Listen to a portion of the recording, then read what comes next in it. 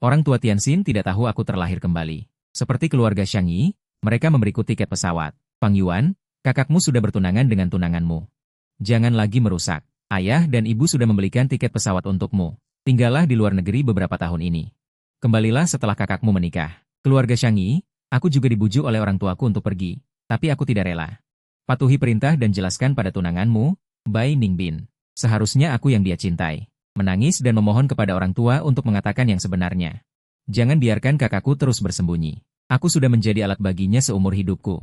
Sekarang tunangannya pun harus kuberikan padanya, tapi yang kudapat justru kebencian yang lebih dalam dari tunanganmu, Bai Ningbin. Dia bahkan saat aku kecelakaan dan sekarat. Dengan dingin berkata di telepon, apalagi trik Fang Yuan, katakan padanya. Jangan sampai mengganggu pernikahanku dan Fang Rui. Akhirnya aku mati di meja operasi, sambil menyaksikan di televisi. Pernikahan megah yang disiarkan langsung ke seluruh dunia. Melihat Fang Rui dengan lembut memasangkan cincin ke Bai Ningbin, melihat mereka menerima restu semua orang. Karena Tuhan memberiku kesempatan untuk hidup sekali lagi, maka dalam kehidupan ini, aku tidak akan lagi merendahkan diri. Baiklah, aku pergi. Aku mengambil tiket pesawat itu, suaraku tenang luar biasa. Tapi tiket itu justru direbut oleh orang tuaku untuk diberikan kepada kakakku. Lebih dari 20 tahun lalu, kakakku Fang Rui didiagnosis leukemia. Orang tuaku tanpa ragu memilih untuk memiliki anak lagi. Maka aku lahir. Orang tuaku menggunakan darah tali pusatku untuk menyelamatkan nyawa kakakku, sementara aku hidup dalam bayang-bayang kakakku. Karena Fang Rui lemah dan sakit-sakitan, orang tuaku mencurahkan seluruh kasih sayang padanya. Sejak kecil, aku selalu mengalah. Kamar, obat-obatan, kuota kompetisi, hanya ada satu hal yang tidak mau ku kalah, yaitu gadis yang membuatku jatuh cinta pada pandangan pertama. Putri keluarga Bai Ningbin. Dia dulunya adalah putri surgawi yang berdiri di awan. Namun setelah pesta ulang tahunnya, dia mengalami kecelakaan mobil. Menjadi buta. Saat menjadi buta, dia diabaikan oleh keluarganya di villa pinggir kota. Aku diam-diam pergi tanpa sepengetahuan keluarga, mencuri kuncinya, dan setiap hari setelah pulang sekolah, aku memanjat tembok untuk menemaninya. Dalam kegelapan, aku menjadi satu-satunya penyelamat Bai Ningbin. Aku tidak pernah menyebutkan namaku.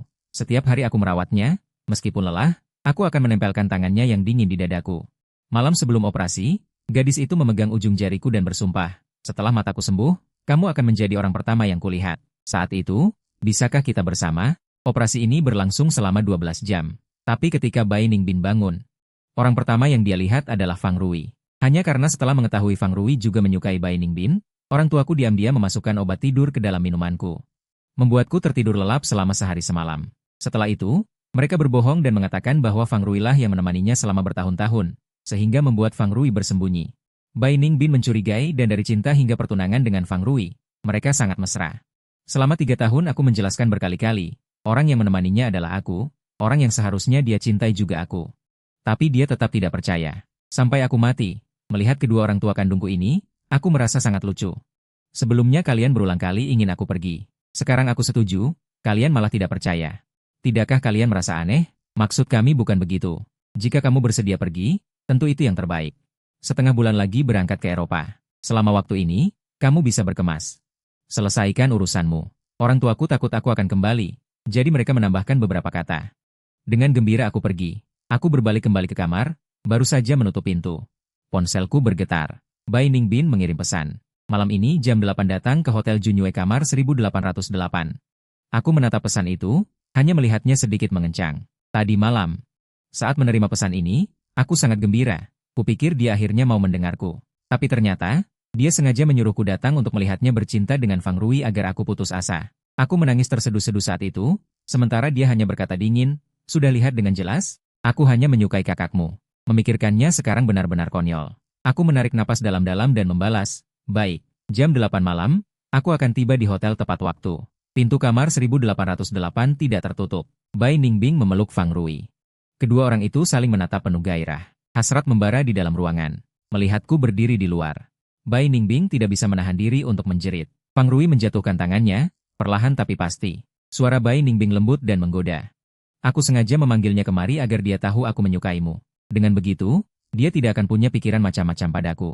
Dia harus sadar bahwa aku hanya akan menjadi kakak iparnya. Hidup kembali sekali, melihat pemandangan ini untuk kedua kalinya. Hatiku tetap terasa seperti ditusuk pedang, berdarah dan tersiksa. Tapi aku harus terbiasa. Karena mulai sekarang, Bai Ningbin hanya akan menjadi kakak iparku. Entah sudah berapa lama.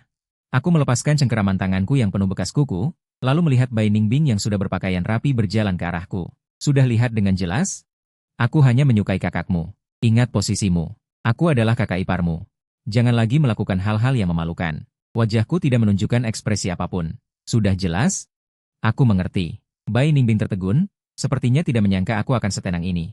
Beberapa saat kemudian, dia mengambil kartu undangan dari Nakas dan menyerahkannya padaku. Pernikahan aku dan Fang Rui bulan depan. Kuharap kamu bisa datang. Aku menerima kartu undangan itu. Aku akan hadir tepat waktu. Kuharap kalian langgeng. Bai Ningbing menatap wajahku. Alisnya sedikit berkerut. Entah kenapa, hari ini aku sangat patuh. Tapi dia tidak bertanya apapun. Dia pergi bersama Fang Rui meninggalkan hotel. Aku juga menyeret langkah beratku mengikuti di belakang. Terdengar teriakan dari sampingku. Detik berikutnya, papan iklan raksasa di atas kepala jatuh lurus. Bai Ningbing menarik Fang Rui mundur, dan mereka berhasil menghindar dengan sempurna. Hanya aku yang tertinggal di tempat, tertimpa hingga terluka parah, terkapar di tanah. Rasa sakit datang bergelombang, merobek sarafku. Sakitnya membuatku gemetar tak berdaya dalam genangan darah. Air mata berlinang, mengaburkan pandanganku. Aku melihatnya melindunginya. Aku memejamkan mata. Gadis yang hanya mencintaiku itu tidak akan pernah kembali. Dan aku akhirnya bisa benar-benar melepaskannya. Ketika aku membuka mata lagi, aku menemukan diriku di rumah sakit. Perawat sedang mengganti perban. Dia merasa lega melihatku sadar. Kamu koma selama 2 hari. Akhirnya bangun juga. Bagaimana perasaanmu? Saat kakakmu mengantarmu ke rumah sakit hari itu, kamu syok dan pingsan. Ayah, ibu, dan kakak iparmu sedang menjagamu di kamar sebelah. Aku akan memanggil mereka. Mendengar itu, aku menggelengkan kepala dengan lemah. Tidak perlu. Mereka tidak ingin melihatku. Aku juga tidak ingin melihat mereka. Perawat menatapku dengan iba sebelum berbalik dan meninggalkan kamar. Padahal mereka saudara kandung. Adikku pendarahan hebat dan masuk rumah sakit. Keluarga di rumah sama sekali tidak bertanya. Mereka hanya fokus merawat kakak yang ketakutan. Selama 2 hari ini, mereka tidak pernah datang menjenguk. Dengar-dengar, kakak iparnya adalah presiden grup Baisi. Kakakku jadi orang penting, dan adik perawatnya juga normal. Tapi kakak iparnya benar-benar setia. Dia selalu menjaga kakaknya, menyuapi obat dan bubur sendiri. Dia bahkan mengundang ahli psikolog pensiunan untuk membantunya mengatasi trauma, dan hadiah-hadiah yang menghibur terus mengalir ke kamar. Kedua orang itu berbisik-bisik penuh kekaguman. Semua terdengar jelas di telingaku, tapi aku tetap tidak berekspresi. Situasi seperti ini sudah biasa bagiku. Sore harinya, dokter memanggilku untuk pemeriksaan lanjutan. Tanpa pendamping, aku hanya bisa memaksakan tubuhku yang lemah untuk bangun dari ranjang. Saat melewati kamar sebelah, aku melihat orang tuaku dan Bai Ningbing mengelilingi Fang Rui, memberikan perhatian hangat. Ayah menyelimutinya. Ibu memberinya anggur yang sudah dikupas. Fang Rui tersenyum manis di wajahnya. Suaranya lembut. Ayah, ibu, kalian sudah merawatku beberapa hari ini. Waktu itu ibumu begadang semalaman membuatnya. Mengirimkannya padanya, bukankah itu sia-sia? Ayah menolak tanpa berpikir. Ibu mengangguk setuju. Bai Ningbing merapikan poni Fang Rui, kelembutan di matanya hampir meluap. Rui, dokter bilang kamu pingsan karena terlalu banyak berpikir. Dia kan selalu dingin dan tak berperasaan. Dia tidak pernah peduli pada perasaan persaudaraan kalian. Dia berani menyakiti kakak iparnya sendiri. Kenapa kamu masih peduli padanya? Mendengar penilaian dingin itu, aku tertawa sinis. Fang Rui hanya sedikit terkejut.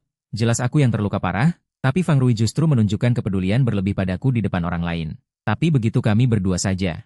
Dia akan mencibir, mengolok-olok, dan sesekali memukulku. Setelah memukulku setiap hari, Fang Rui akan menangis pergi mengadu, memutarbalikkan fakta. Orang tuaku bahkan tidak bertanya. Dan menghukumku berlutut semalaman di tengah hujan. Sejak saat itu, aku menjauhi kakak ini. Apapun yang diinginkan Fang Rui, aku akan memberikannya padanya. Di kehidupan sebelumnya, Bai Ningbing adalah satu-satunya yang ingin kuperjuangkan. Tapi akhirnya, aku berakhir dengan nasib yang begitu menyedihkan. Di kehidupan ini, aku hanya ingin menjalani hidupku sendiri, tidak bersaing, tidak memperebutkan, dan tidak lagi mencintai. Aku menyelesaikan pemeriksaan sendirian, membawa resep obat untuk mengambilnya. Apotek ada di belakang, bergerak. Melalui taman, melewati air mancur, aku dihentikan. Saat mendongak, aku melihat Fang Rui. Sudah bisa bangun dari ranjang secepat ini. Tampaknya lukamu tidak terlalu parah, ya? Dengar, orang tua berpihak padaku. Sekalipun kamu memberitahu Ningbing tentang kejadian bertahun-tahun lalu bersamanya, itu tidak akan berguna. Simpan saja tenagamu. Menghadapi provokasinya, reaksiku datar. Jangan khawatir, mulai sekarang, aku tidak akan menyukai Bai Ningbing lagi. Apapun yang kamu inginkan, aku akan memberikannya padamu. Fang Rui sudah terbiasa dengan kelemahanku yang selalu menerima. Kesombongan di matanya semakin terlihat. Kau pikir aku butuh kau memberikannya? Sejak kecil, apapun yang kuinginkan, kau hanya pantas mengambil sisa-sisa yang tidak kuinginkan. Seumur hidupmu kau tidak akan bisa menandingiku. Aku tidak ingin memedulikan provokasinya, lalu berbalik ingin pergi. Melihatku ingin melarikan diri, kening Fang Rui berkerut. Dia hendak terus memegangku. Tiba-tiba terdengar suara yang familiar dari bangsal. Jantungnya berdebar, dia langsung menarik tanganku. Menyeretku dan melompat ke kolam mancur. Kami berdua tidak bisa berenang dan menggelepar tak tentu di dalam air. Berteriak minta tolong. Lukaku terbuka lagi, darah mewarnai air kolam. Air dingin masuk ke hidungku, membuatku batuk terus-menerus. Rasa sakit membuatku tak punya tenaga untuk berontak. Tubuhku tenggelam lurus. Saat aku hampir mati lemas, aku melihat Bai Ningbing berlari kencang dan melompat ke air. Dia berenang melewatiku tanpa melihatku, lalu menyeret Fang Rui ke darat. Fang Rui, dengan mata memerah, memeluknya erat. Dia melihatku yang masih terendam air, pura-pura panik. Aku tak sengaja mendorongnya ke air. Ningbing, kamu tahu dia hanya adikku satu-satunya. Bisakah kamu menolongnya naik ke darat? Mendengar perkataannya, lalu melihat orang di dalam kolam. Wajah Bai Ningbing sedingin es. Ah Rui, jangan lagi membela dia. Dia pasti sengaja ingin membunuhmu, lalu melompat sendiri. Taktik pura-pura terluka yang jelas. Karena dia tidak mau berubah pikiran, biarkan saja dia sadar di dalam air. Kata-katanya menusukku satu persatu. Menyakiti hatiku sangat dalam. Wajahku memerah karena sesak napas, sementara di sisi lain terasa hangat. Seluruh tenagaku terkuras habis. Aku semakin pusing dan pandanganku semakin kabur. Entah sudah berapa lama, aku terbangun oleh embusan angin dingin. Aku terbangun dengan kaget. Aku melihat orang tuaku berdiri di depanku, wajah mereka pucat pasi. Beraninya kamu mendorong Ah Rui ke air? Apa kamu ingin membunuhnya lalu menggantikannya bersama Mingbing? Dengar, selama ayah dan ibu masih hidup, kami tidak akan pernah membiarkan hal seperti itu terjadi. Kamu tidak bisa menyaingi kakakmu sedikit pun dari awal sampai akhir. Kamu sama sekali tidak pantas untuk Bai Ningbing. Aku sarankan kamu menerima kenyataan. Berhentilah berhayal. Mendengar perkataan mereka membuatku merinding. Mataku perlahan dipenuhi keputusasaan. Rasa sakit yang terpendam bertahun-tahun akhirnya meledak sepenuhnya. Aku tidak pantas? Memangnya dia pantas? Jika bukan karena kalian berdua penipu. Bai Ningbing tidak akan pernah meliriknya seumur hidupnya. Kalian merebut apa yang seharusnya menjadi milikku dan memberikannya padanya. Apa kalian tidak merasa tercela? Melihatku berani membantah, ibuku memerah karena marah. Ayahku mengangkat tangan dan menamparku. Dasar anak durhaka, kami adalah orang tua kandungmu. Hidupmu dan semua yang kamu miliki adalah pemberian kami. Jika kami ingin mengambilnya kembali, kami akan mengambilnya. Jika kami ingin memberikannya pada kakakmu, kami akan memberikannya. Berani-beraninya kamu punya pendapat. Jika kamu berani lagi mengatakan yang sebenarnya, lihat saja kami. Sebelum kata-kata mereka selesai, pintu kamar pasien didorong terbuka. Bai Ningbing masuk dengan mengerutkan kening. Kebenaran? Kebenaran apa? Melihatnya tiba-tiba masuk, orang tua itu terkejut. Mereka tergagap, kami sedang memarahi anak durhaka ini. Kami memaksanya untuk mengatakan kebenaran mengapa dia mendorong Ah Rui ke dalam air, tapi dia bersikeras tidak mengaku. Aku dan bibimu hampir mati karena marah. Aku tak tahu bagaimana menghukumnya. Kami bertatapan sesaat, lalu mengalihkan topik pembicaraan. Bai Ningbing tidak banyak berpikir. Tatapannya padaku begitu dingin. Jika dia belum mau mengakui kesalahannya, maka dia akan dikurung di kamar mayat. Kapan dia sadar? Kapan dia boleh keluar? Orang tua kami menganggap itu ide bagus, dan segera memanggil pengawal untuk mengurungku. Aku menggerakkan wajahku yang bengkak. Aku berpura-pura terlihat mati rasa dan kosong. Aku tahu perlawanan hanya akan mendatangkan hukuman yang lebih kejam. Jadi aku tidak melawan sama sekali, membiarkan mereka menyeretku pergi. Aku dibungkus dengan pakaian dingin yang membuatku merinding di kamar mayat. Aku hanya bisa memeluk tubuhku yang menggigil, terus-menerus kedinginan. Tiba-tiba, aku teringat saat di rumah tua keluarga Bai dulu. Bai Ningbing dan aku di malam hujan badai petir. Hari-hari yang hangat itu. Saat itu, aku akan melepas mantelku dan memakaikannya padanya. Dia akan menggenggam tanganku erat-erat, berbaring di pelukanku, dan berulang kali berkata, "Aku di sini." Jangan takut. Kenangan manis bercampur dengan kenyataan yang dingin, menyiksa sarafku. Waktu berlalu sedikit demi sedikit. Di bawah dingin yang menusuk tulang, kesadaranku mulai kabur. Aku melihat pintu terbuka. Bai Ningbing masuk dengan wajah dingin, matanya sangat tajam. Setelah dikurung seharian semalam. Apakah kamu tahu kamu salah? Aku tahu. Aku salah total. Aku meringkuk seluruh tubuhku, nyaris meremas jawaban itu dari tenggorokanku dengan suara serak. Melihat ekspresi puas di wajahnya, aku bangkit dengan terhuyung-huyung dan pergi, menahan tangis di hatiku. Kesalahanku adalah percaya pada mimpi kita yang akan selalu bersama. Kesalahanku adalah menyukainya. Setelah keluar dari rumah sakit, aku pulang dan membersihkan semua yang berhubungan dengan Bai Ningbing. Jurnal masa kecilku, surat cinta, foto-foto yang kusimpan diam-diam, hadiah yang ingin kuberikan padanya, kejutan yang kupersiapkan untuknya.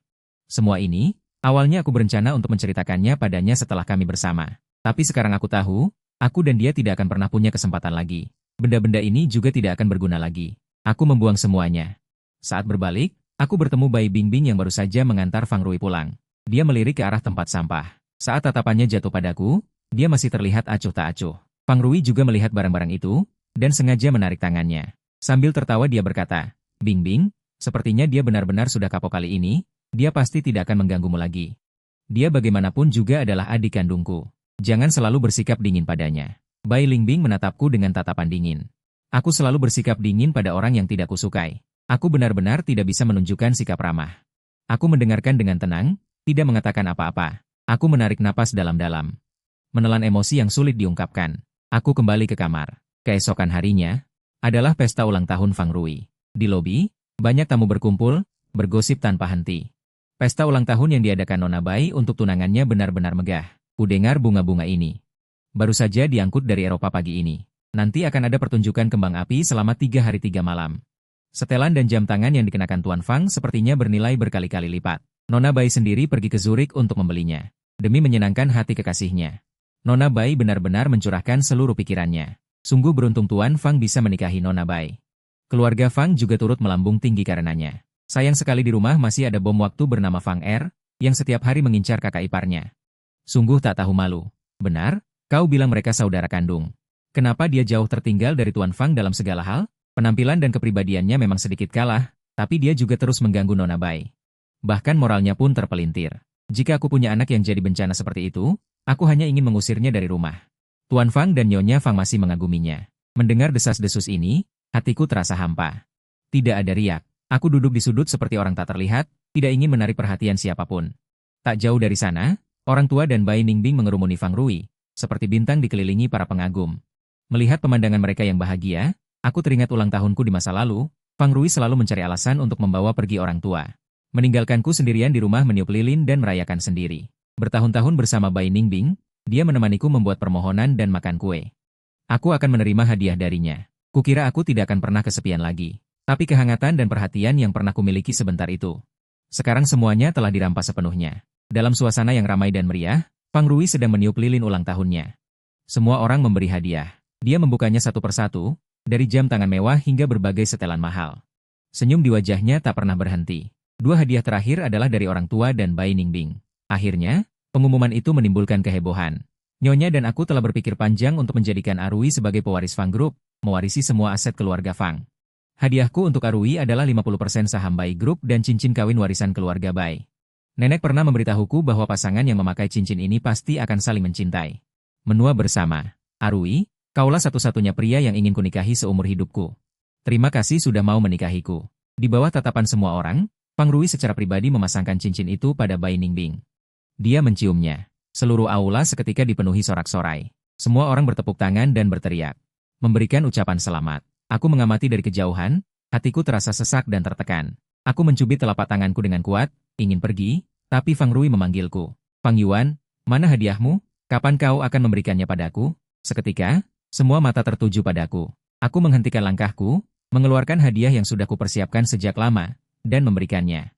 Fang Rui membuka hadiah itu dengan samar, hendak mengolok-olok, tapi Bai Ningbing di sampingnya terdiam, menatap tajam ke tanganku yang terangkat. Kenapa kau punya jam tangan ini? Aku mendongak mendengar suaranya, bertemu dengan tatapannya yang tak percaya.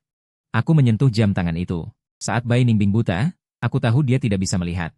Tapi aku tetap berdandan rapi untuk mengunjunginya. Saat itu, aku sering memakai jam tangan ini. Dia selalu menyentuhnya saat menggenggam tanganku.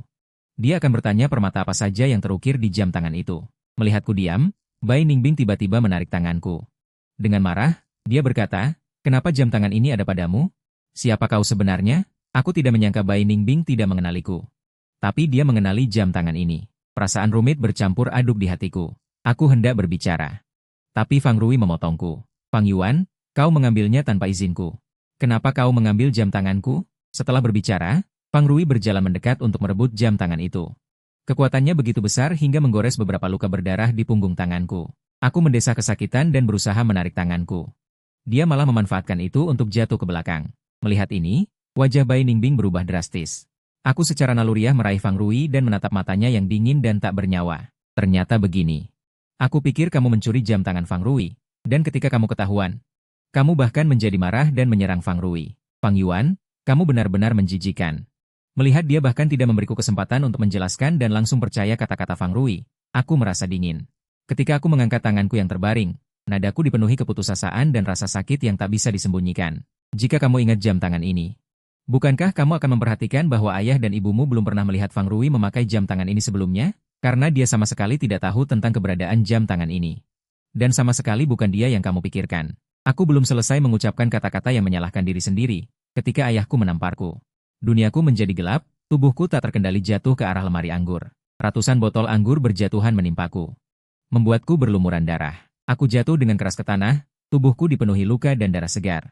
Ibuku berjalan ke arahku dengan wajah muram dan langsung menuangkan anggur merah di tangannya ke wajahku. Suaranya tenang. Arui tidak memakainya karena jam tangannya rusak secara tidak sengaja dan dikirim untuk diperbaiki. Hari ini tukang kebun baru saja mengambilnya. Dan kamu diam-diam memakainya saat kami tidak di rumah, dan bahkan berharap bisa memilikinya sendiri. Tidak masalah jika kamu membuat masalah di rumah setiap hari, tetapi hari ini adalah ulang tahun kakakmu, dan kamu membuat drama seperti ini di depan umum. Kamu benar-benar mempermalukan keluarga Fang kita. Ini adalah barang paling berharga dari almarhum kakekmu, yang dia tinggalkan untuk Arui kesayanganku. Bagaimana mungkin itu milikmu? Ayahku juga sejalan dengan ibuku, membuat Bai Ningbin seketika yakin bahwa apa yang mereka katakan adalah kebenaran. Dia menghibur Fang Rui yang sangat sedih, menyeka air matanya dari wajahnya, lalu dia berjalan ke arahku dan berjongkok. Mengangkat pergelangan tanganku yang terluka, dia melepas jam tangan itu dan menggosok bekas darahnya dengan tangannya. Memasukkannya ke tangan Fang Rui, dengan wajah tulus. Arui, jam tangan ini adalah perwujudan cinta kakekmu padamu, dan juga kenangan 5 tahun kita bersama. Aku tidak akan membiarkan siapapun merampasnya. Setelah mengatakan ini dengan tegas, dia kemudian menatap ayahnya, dengan tatapan permusuhan. Paman Fang, mengambil barang berharga keluarga secara pribadi dan memiliki kelakuan buruk. Bukankah keluarga Fang harus menerapkan hukum keluarga? Ayahku berulang kali mengangguk, dan segera meminta cambuk dan memegangnya sendiri. Sesuai aturan keluarga, kesalahannya hari ini harus dihukum dengan cambuk samurai. Saya, Fang Mouren, membesarkan anak tanpa arah, mengganggu suasana semua orang, hari ini saya akan memberi pelajaran pada anak yang tidak berbakti ini di depan umum. Untuk menegakkan tradisi keluarga, katanya sambil mengayunkan cambuknya dan memukul dengan keras. Dengan suara, shuu, punggungku dicambuk hingga kulit dan daging robek, dan aku gemetar tak terkendali. Darah mengucur keluar, dengan cepat mewarnai seluruh tubuhku menjadi merah. Pandanganku kabur sesaat. Aku mengeluarkan suara tertekan yang patah dari tenggorokanku. Aku tidak melakukan kesalahan. Jam tangan itu sebenarnya milikku, itu diberikan kepadaku oleh kakek. Melihat keadaan menyedihkanku tergeletak di lereng salju. Bai Linbing tidak bereaksi, tetapi Fang Rui yang memeluknya dan membawanya pergi. Menyaksikan kedua orang itu semakin menjauh, mataku memerah darah, dan aku dengan keras menggigit bibirku yang berlumuran darah. Menahan rasa sakit, aku tidak mengeluarkan suara apapun. Setelah hukuman selesai, orang tuaku bahkan tidak melihatku. Mereka diam-diam pergi. Para tamu di aula, dan para pelayan, semuanya pergi satu persatu. Tidak ada yang memperdulikanku. Aku terbaring kesakitan di lantai yang dingin, dan lampu-lampu pun padam. Hanya kegelapan tak berujung yang tersisa, menyelimutiku sepenuhnya, sampai keesokan paginya. Aku baru saja memulihkan sedikit tenaga dan pergi ke rumah sakit sendirian untuk mengobati lukaku. Melihat luka-luka mengerikan di tubuhku. Dokter pun sampai kaget. Butuh 3 jam penuh untuk membersihkan dan membalutnya. Aku berkeringat dingin karena kesakitan. Beberapa kuku jariku patah, akhirnya aku berhasil melewatinya. Aku dirawat di rumah sakit selama 2 hari. Luka mulai mengering perlahan. Selama itu, Fang Rui mengirimiku banyak pesan provokatif setiap hari. Orang tua sudah setuju untuk mengubah kamarmu menjadi kamar bayi. Nanti kalau anakku dan Ningbin pulang, mereka akan tinggal di sana. Kapan kamu akan memindahkan tumpukan sampahmu itu? Hari ini aku menemani Ningbin mencoba gaun pengantin. Menurutku beberapa gaun ini bagus, jadi aku membelinya untuknya. Aku sampai terkilir dan kakiku sakit. Dia sangat perhatian dan memijat kakiku. Melihat tatapan penuh kasih Bai Ningbin kepada Fang Rui di foto, mataku hanya tersisa rasa mati rasa. Aku tidak membalas satupun. Setelah pulih, aku kembali ke rumah dan mulai berkemas. Kecuali beberapa dokumen dan barang penting. Semua barang lain dibuang. Tidak ada yang tersisa. Setelah melihatnya, kepala pelayan datang dengan gemetar untuk mengingatkan, Tuan Muda kedua, Tuan Muda pertama bermaksud agar Anda pindah ke ruang bawah tanah.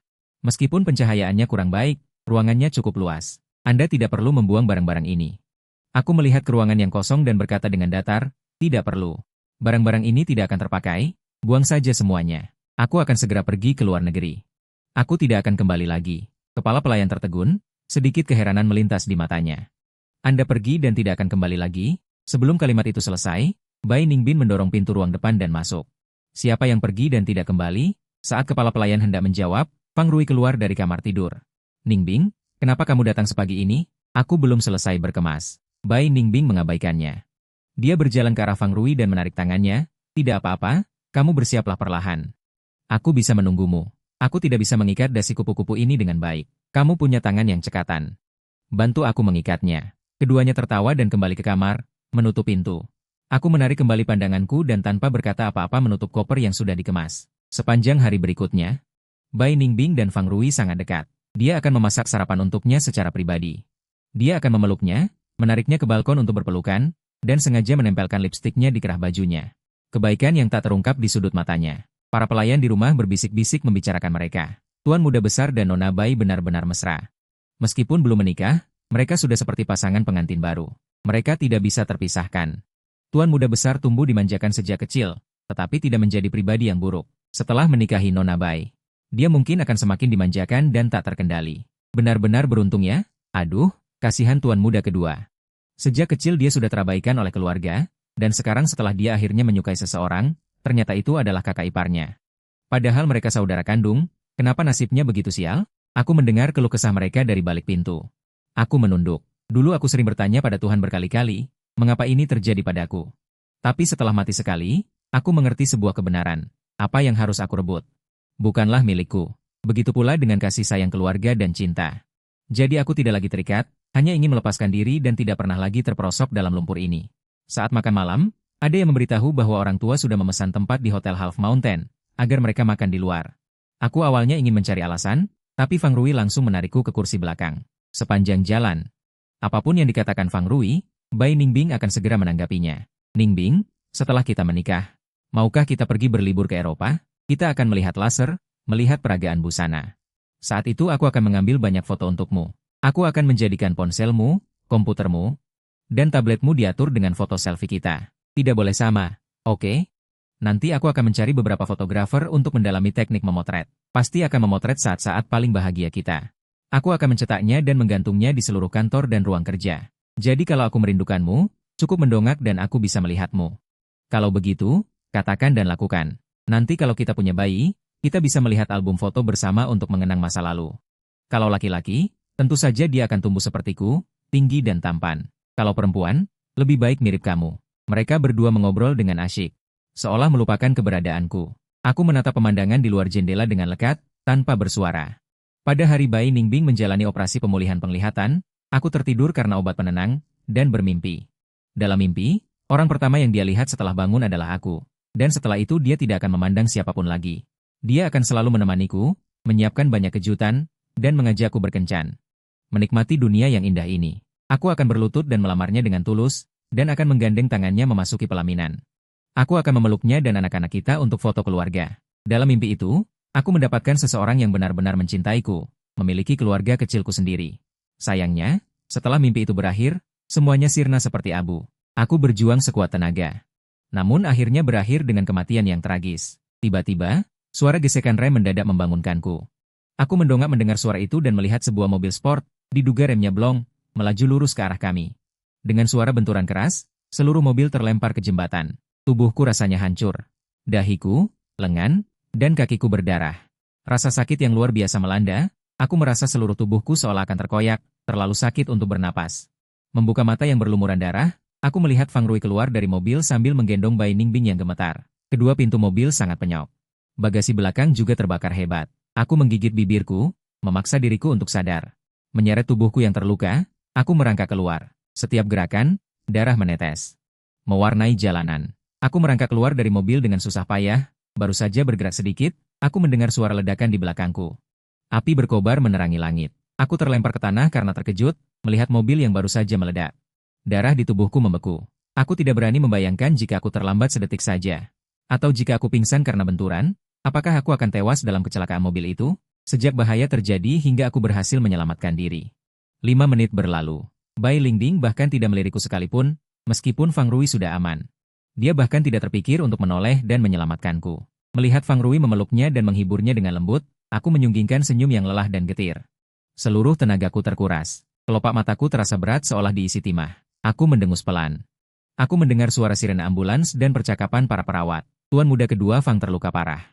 Dia pingsan karena pendarahan hebat. Nona Bai, kami sarankan memprioritaskan tuan muda kedua Fang untuk masuk ke ruang operasi. Jika tidak, nyawanya mungkin terancam. Aku tidak peduli apa yang akan terjadi padanya, aku hanya ingin Arui selamat. Arui juga terluka. Kalian harus menyelamatkan Arui terlebih dahulu. Mendengar suara yang akrab. Aku membuka celah di mataku dan melihat wajah Bai Lingbing yang tegang. Orang tuaku juga bergegas datang. Mereka mengerumuni Fang Rui, terus-menerus menyeka air mata. Selamatkan Arui dulu. Kami membesarkannya sampai sebesar ini. Jika sesuatu terjadi padanya, bagaimana kami bisa hidup tanpanya? Kami adalah keluarganya. Jika terjadi sesuatu pada Fang Yuanzhen, kami tidak akan menyalahkan rumah sakit. Jangan pedulikan Fang Yuan dulu. Keselamatan Arui yang terpenting. Mendengar mereka tanpa ragu memilih Fang Rui. Harapan dan kerinduan terakhir di hatiku lenyap tak bersisa. Kegelapan yang tak berujung menyelimutiku. Menarikku lebih dalam ke jurang. Perasaan lemah dan panik yang familiar dari kematian di kehidupan sebelumnya kembali menyelimutiku. Aku tidak menyangka bisa hidup lagi. Aku mencium bau disinfektan dan butuh waktu lama untuk perlahan sadar. Dokter memeriksa tubuhku dengan nada lega. Kami berjuang lebih dari 10 jam. Baru bisa menarikmu kembali dari ambang kematian. Untung kamu sudah sadar. Mendengar ini. Mataku bergerak sedikit. Suaraku sedikit serak. Terima kasih telah menyelamatkan nyawaku. Dokter mengangguk, menatapku. Sungguh naif. Apakah orang tua kandungmu yang membawamu ke rumah sakit hari itu? Bibirku sedikit bergetar. Aku terdiam. Melihat ekspresiku, dokter tidak berani bertanya lagi. Dia pergi dengan napas berat. 2 hari berikutnya, aku tinggal sendirian di rumah sakit. Tidak ada yang datang mengunjungiku. Hingga hari orang tuaku datang, bukan untuk peduli pada kondisiku. Tetapi mengingatkan, besok adalah hari pernikahan kakakmu. Karena kamu sudah berjanji untuk pergi. Pergilah sebelum pernikahan besok. Mendengar nada bicara mereka yang wajar, aku mengangguk. Melihatku begitu patuh, wajah orang tuaku sedikit melunak. Demi kebahagiaan kakakmu. Kamu berikan saja tempatmu. Tunggu sampai emosi mereka stabil, dan punya anak. Kami akan menjemputmu untuk berkumpul kembali. Uang sudah kami transfer ke kartumu. Jaga dirimu baik-baik di luar negeri. Setelah meminum pil, keduanya buru-buru pergi untuk merawat Fang Rui. Aku memandang punggung mereka, mengeluarkan tiket pesawat ke Inggris dari sakuku, dan merobeknya berkeping-keping. Kemudian aku mengambil ponselku dan memesan tiket ke Australia. Aku akan mewujudkan keinginan mereka. Membuat semua orang bahagia, hanya saja dengan meninggalkannya dari dunia mereka. Dengan cara yang tidak akan pernah mereka temukan. Setelah keluar dari rumah sakit, aku menemui dokter. Menyusun perjanjian pemutusan hubungan orang tua anak. Aku menandatangani namaku di tengahnya, lalu memasukkan perjanjian itu ke dalam sebuah kotak. Di dalamnya juga tersimpan kaset rekaman cerita yang diam-diam aku rekam saat menemaninya di rumah tua dulu. Aku menemuinya berkali-kali dengan kaset itu, tapi dia bahkan tidak memberiku 1 menit pun, tidak pernah mau mendengarkan. Sekarang setelah aku memutuskan untuk pergi, aku juga berencana untuk membereskan semuanya. Adapun apakah dia mau mendengarkan atau tidak, tidak ada hubungannya lagi denganku. Lagi pula aku akan menghilang sepenuhnya, tidak akan ditemukan oleh siapapun lagi. Malam itu, bawah rumah ramai karena pernikahan, aku tidak bisa tidur nyenyak. Aku bangun sangat pagi. Setelah sarapan, aku memasukkan koper ke bagasi. Tepat saat aku akan berangkat. Rombongan pengantin juga tiba. Aku melihat Bai Ningbing yang cantik tak terhingga dalam gaun pengantin putih. Aku mengangguk dan memanggilnya, kakak ipar, untuk pertama dan terakhir kalinya. Bai Ningbing juga menatapku, lalu melihat mobil di belakangnya, dan mengerutkan kening. Kamu tidak perlu hadir di pernikahan hari ini. Tinggallah di rumah. Aku tahu. Mereka takut aku akan merusak pesta jika aku datang. Aku menggelengkan kepala. Aku memberikan hadiah yang sudah disiapkan. Suaraku tenang. Aku tidak datang untuk menghadiri pernikahan kalian. Aku juga tidak akan mengganggu kebahagiaan kalian lagi. Selamat menempuh hidup baru, sampai jumpa. Setelah berkata begitu, aku berbalik, masuk ke mobil, dan menutup pintu. Bai Ningbing melihat mobil yang mulai bergerak, jantungnya berdebar kencang. Dia secara naluriah ingin menghentikanku. Menanyakan kemana aku akan pergi hari ini. Tapi sebelum dia sempat berbicara, Fang Rui yang mengenakan setelan jas memanggilnya. Ningbing, kamu cantik sekali. Melalui kaca spion, aku melihatnya melempar kotak itu ke asistennya. Berbalik dan tersenyum sambil dipeluk Fang Rui seperti putri. Mobil perlahan keluar dari kompleks villa. Aku menurunkan kaca jendela mobil. Melempar ponselku keluar jendela. Mulai sekarang, Fang Yuan yang dulu sudah mati. Dan Fang Yuan yang baru akan memiliki masa depan yang baru. Saat pesawat perlahan lepas landas. Fang Yuan, yang duduk di dekat jendela, sedikit melamun. Aku melihat bangunan yang dulu sangat akrab perlahan menjauh dariku, tanpa sedikit pun rasa ingin kembali. Aku hanya ingin pergi karena aku sadar betul akan sikap pilih kasih orang tuaku terhadap kedua anak laki-lakinya, baik dalam kehidupan sehari-hari maupun dalam segala hal. Orang tuaku selalu memperlakukanku seperti orang luar. Aku bahkan berpikir apakah aku ini bukan anak kandung mereka. Makanya orang tuaku memperlakukanku berbeda. Tapi ternyata itu adalah kenyataan, jelas bukan seperti yang kupikirkan. Aku memang anak kandung orang tuaku, dan adik kandung Fang Rui. Kenyataan ini jelas merupakan pukulan yang lebih besar bagiku. Dengan begitu, satu-satunya penjelasan adalah karena mereka tidak mencintaiku. Karena tidak cinta, makanya diperlakukan berbeda. Kelahiranku pun hanya untuk menyelamatkan Fang Rui. Kadang aku berpikir, jika Fang Rui tidak membutuhkan darahku untuk diselamatkan, dia tidak akan pernah terlahir di dunia ini. Dan tentang Bai Ningding, kuduga dia akan menjadi keselamatanku. Karena dia adalah orang yang paling baik padaku selama ini, yang membuatku merasakan kelembutan. Meskipun aku sudah memendam perasaan padanya sebelum kejadian itu, yang paling menyentuhku bukanlah status atau latar belakang Bai Ningding, tapi ketulusan uniknya padaku. Oleh karena itu, aku jatuh cinta padanya tanpa keraguan. Tapi sekarang, dia sepenuhnya percaya bahwa orang yang bersamanya siang dan malam adalah Fang Rui. Tidak peduli seberapa keras aku menjelaskan, bahkan membuktikannya berulang kali padanya. Tapi Bai Ningding tetap tidak percaya. Pesawat melewati area turbulensi. Badan pesawat sedikit bergoyang. Luka akibat kecelakaan mobil masih terasa sedikit nyeri. Aku tak bisa menahan napas dalam-dalam. Lukaku sudah hampir sembuh. Tapi entah kenapa, sejak terakhir kali aku didorong ke air oleh Fang Rui, aku menjadi sangat penakut. Bahkan di hari mendung tanpa hujan, aku akan merasa sangat dingin. Aku segera menarik selimut di tubuhku lebih erat, tapi tetap merasa dingin. Tubuhku masih terasa dingin di sana-sini. Saat aku berpikir apakah akan meminta selimut lagi dari pramugari, wanita di sampingku tiba-tiba menyerahkan selimutnya. Aku sedikit terkejut. Aku tidak memerlukannya. Ini untukmu. Suara wanita itu lembut. Kemeja putih bersih membuatnya terlihat sedikit serius. Hanya saja dia memakai masker, membuat wajahnya sulit dilihat. Yang bisa terlihat hanyalah matanya yang mempesona. Sangat indah, nyaris tidak wajar. Terima kasih. Setelah berterima kasih, aku menerima selimut itu dan kembali melilitkannya di tubuhku.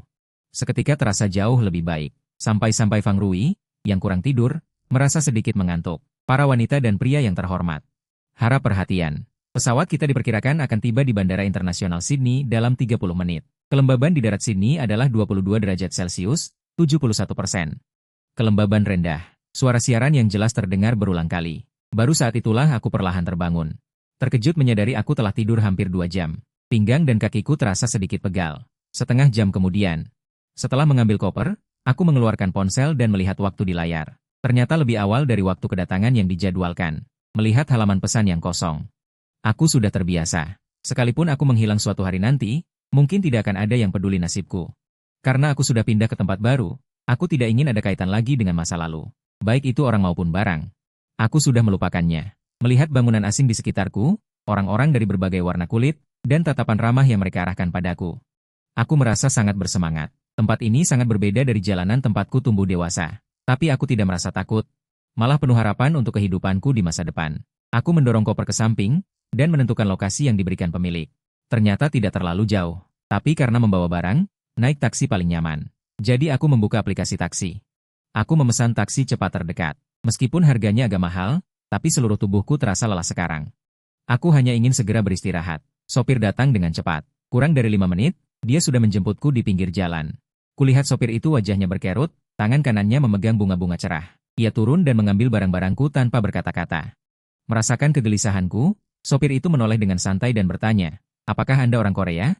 Aku menggelengkan kepala, menandakan bahwa aku orang Tiongkok. Kata-kata, orang Tiongkok, itu membuat wajah sopir itu seketika menjadi lebih ramah. "Oh, Anda juga orang Tiongkok ya? Kalau begitu kita satu daerah. Anda dari mana?" "Saya dari Timur Laut." Entah karena sudah lama tinggal di luar negeri, aksennya terdengar sedikit aneh. Tapi hatiku seketika menjadi lebih rileks.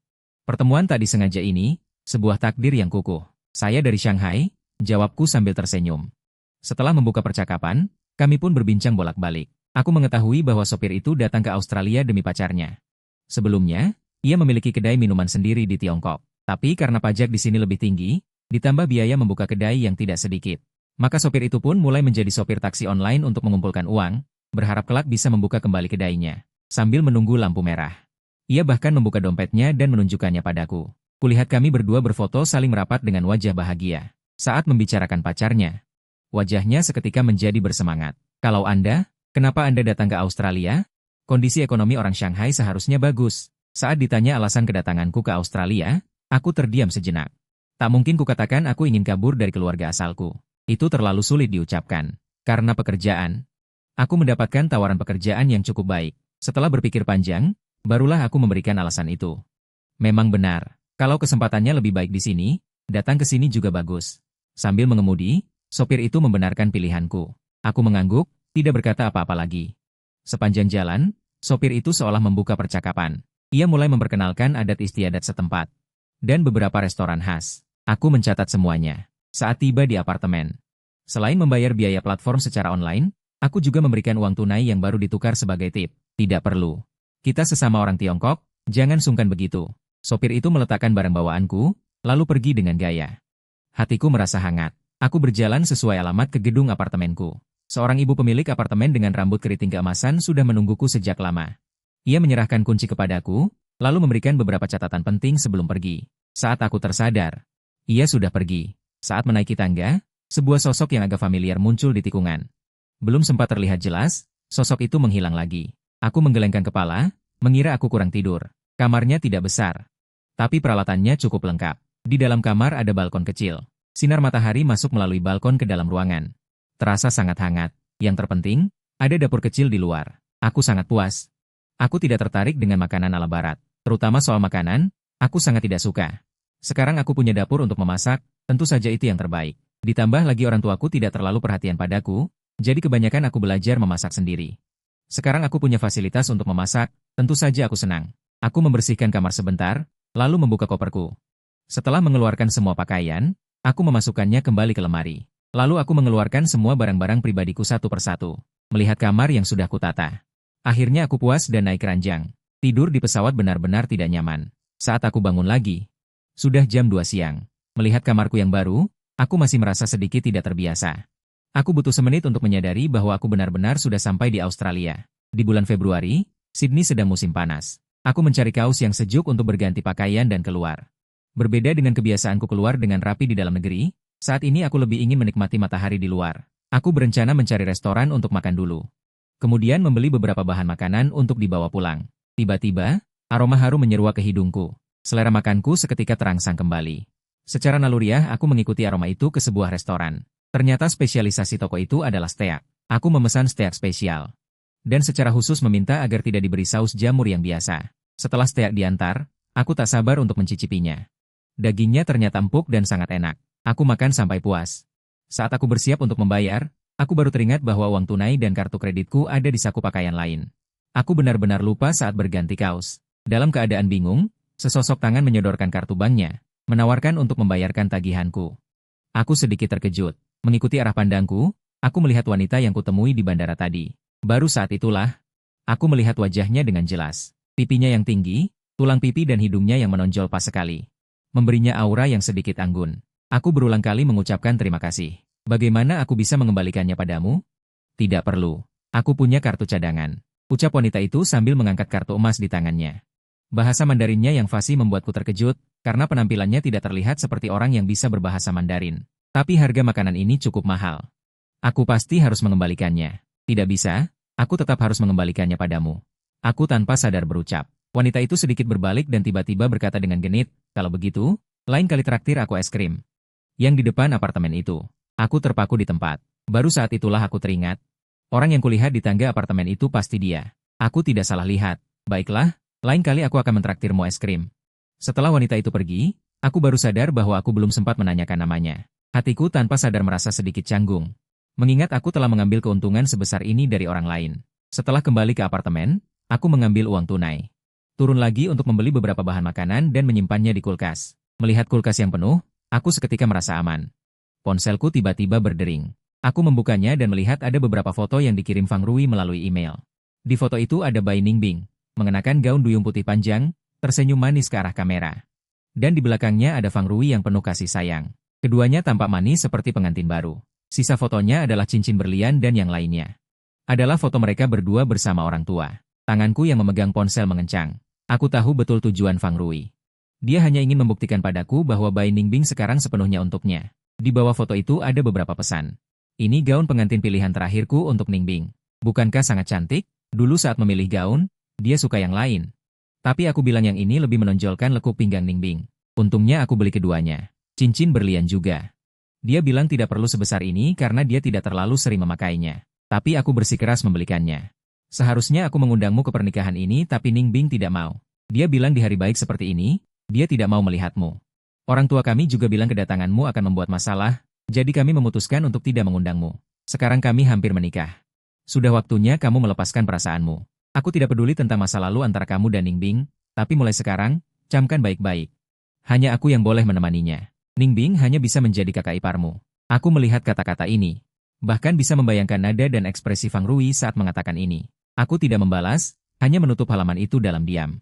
Aku tiba-tiba teringat Bai Ningbing pernah dengan lembut menggambarkan alis mataku, mengatakan mataku pasti sangat cantik. Aku bertanya balik, bagaimana jika dia melihatku nanti? Dan ternyata aku tidak cantik? Bai Ningbing malah berkata, tidak peduli seperti apa aku, di matanya, aku adalah yang paling memesona. Kata-kata cinta gadis muda itu begitu membara dan lugas. Telingaku memerah saat mendengarnya. Aku pernah membayangkan masa depan bersamanya.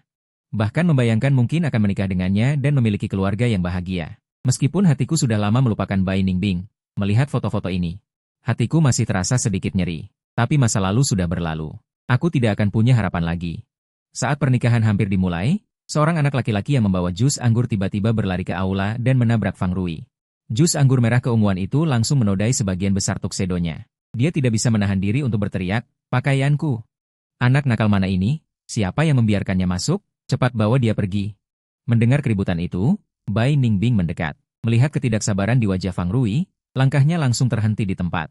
Dalam ingatannya, Fang Rui selalu memiliki kepribadian yang lembut dan baik hati. Bahkan jika terjadi sesuatu, dia tidak akan semarah ini. Melihatnya seperti ini tiba-tiba, Bai Ningbing masih sedikit tidak terbiasa. Ningbing, kamu datang kapan? Aku bahkan tidak melihatmu. Bai Ningbing mengangkat matanya lagi untuk melihatnya, hanya untuk melihat ekspresi lembut di wajahnya. Sungguh berbeda dengan yang tadi. Tadi aku mendengar suaramu, jadi aku datang untuk melihat. Kamu baik-baik saja, Arui? Tidak apa-apa. Hanya saja tadi ada anak kecil yang tidak sengaja menumpahkan sedikit jus anggur ke tuksedoku. Aku akan ganti saja. Tunggu aku di sini. Oke. Bai Ningbing mengangguk. Entah mengapa, melihat Fang Rui, dia selalu merasa sedikit asing. Perasaan ini bukan tiba-tiba, tapi muncul sesekali. Rasanya seperti ada sesuatu yang berbeda dengan saat mereka bersama sebelumnya. Tapi dia tidak bisa menjelaskan apa bedanya. Dan terkadang, orang yang muncul di benaknya bukanlah Fang Rui, melainkan Fang Yuan. Bai Ningbing merasa sedikit curiga, tapi dia tidak berani mengatakannya. Bagaimanapun, Fang Rui adalah suaminya. Dia hanyalah kakak ipar Fang Yuan. Kakak ipar. Dia tiba-tiba teringat saat Fang Yuan memanggilnya, kakak ipar, di dalam mobil. Saat itu, dia melihat Fang Yuan yang pucat menerima hadiah pernikahan yang telah disiapkannya dan pergi. Bahkan dia tidak punya waktu untuk menahannya. Bai Ningbing tiba-tiba teringat kota itu dan berniat untuk melihat isinya. Turun ke tempat parkir, Bai Ningbing menggeledah mobilnya. Dia memanggil asistennya. Kotak yang kuberikan padamu pagi ini di mana? Bos Bai. Maksud Anda kotak yang diberikan adik Tuan Fang kepada Anda? Mendengar pertanyaannya tiba-tiba, nada asistennya terdengar ragu-ragu. Alis Bai Ningbing mengkerut. Ada apa? Tidak bisa menjaga sesuatu yang kuberikan padamu? Pak Bai bilang Tuan Fang bilang karena ini pemberian, jadi suruh saya cari tempat sampah untuk membuangnya. Apa? Bai Ningning sedikit kesal. Lalu kamu ingat membuangnya di mana? Cepat cari kembali untukku. Baik, saya segera ke sana. Asisten itu segera pergi setelah berbicara. Melihat punggung asistennya, dia entah mengapa merasa gelisah. 10 menit kemudian, asisten datang terburu-buru membawa kotak. Saat hendak menyerahkannya kepada Bai Ningning, dia diinterupsi oleh Fang Rui. Dia meraih kotak itu dan melarangnya pergi. Ningning, kenapa kamu lari ke sini? Aku baru saja keluar dari kamar ganti dan tidak bisa menemukanmu. Ini jas yang baru aku ganti. Lihat, apakah bagus? Tapi tatapan Bai Ningbing menjadi sedikit lebih gelap karena dia ingat betul bahwa dia pernah berkata dia tidak suka ungu. Kenapa dia memilih jas ungu di hari pernikahan? Keraguan di hatinya semakin banyak, pikirannya pun menjadi kacau. Bagus sekali. Warna ini sangat cocok. Bai Ningbing tersenyum. Tapi senyum itu tidak mencapai matanya. Fang Rui sama sekali tidak menyadari ada yang salah dengannya. Masih sibuk mengagumi penampilannya sendiri. Musik yang merdu terdengar. Si perlahan naik ke panggung dan memulai pidato pembuka yang klasik. Saat memperkenalkan pengantin pria dan wanita. Fang Rui penuh semangat, sementara Bai Ningbing menatap dengan tenang. Terlihat Fang Rui memegang tangannya dan perlahan naik ke panggung. Dalam keadaan linglung, dia melihat wajah Fang Yuan muncul di benaknya. Dia berdiri di sana, tidak bergerak untuk waktu yang lama. Ningbing, kenapa kamu? Ningbing, Fang Rui di sampingnya memanggil beberapa kali. Dia tidak bereaksi sama sekali. Dia marah dan kesal. Melihat para tamu mulai berbisik. Si juga panik di samping. Dalam kepanikan, Fang Rui dengan lembut mendorong lengan Bai Ningbing. Baru kemudian dia tersentak. Si melihat ini dan segera berkata, apakah pengantin pria terlalu lelah? Mohon pengertiannya. Setelah mereka berdua bertukar cincin dengan hati yang tidak tenang, tibalah saatnya untuk bersulang. Saya merasa sedikit tidak enak badan. Nanti saja bersulang. Kata Bai Ningbing lalu pergi begitu saja, tanpa mempedulikan perasaan Fang Rui. Dia ingin mengejar dan bertanya, tetapi banyak tamu yang masih menunggu. Fang Rui terpaksa tinggal untuk menenangkan para tamu. Ningbin menyetir semalaman kemarin, jadi dia sedikit lelah. Nanti kami akan menyambut Anda semua. Setelah berbicara, dia mengambil segelas anggur dan bersulang. Para tamu meskipun merasa sedikit bingung, tetapi saat ini tidak baik untuk mengatakan apapun. Lagi pula ini adalah acara pernikahan mereka. Bai Ningbin kembali ke belakang panggung, dan asisten segera menyerahkan kotak itu. Dia dengan lembut membuka kancing kotak itu. Di dalamnya ada kaset rekaman kecil dan surat pemutusan hubungan keluarga.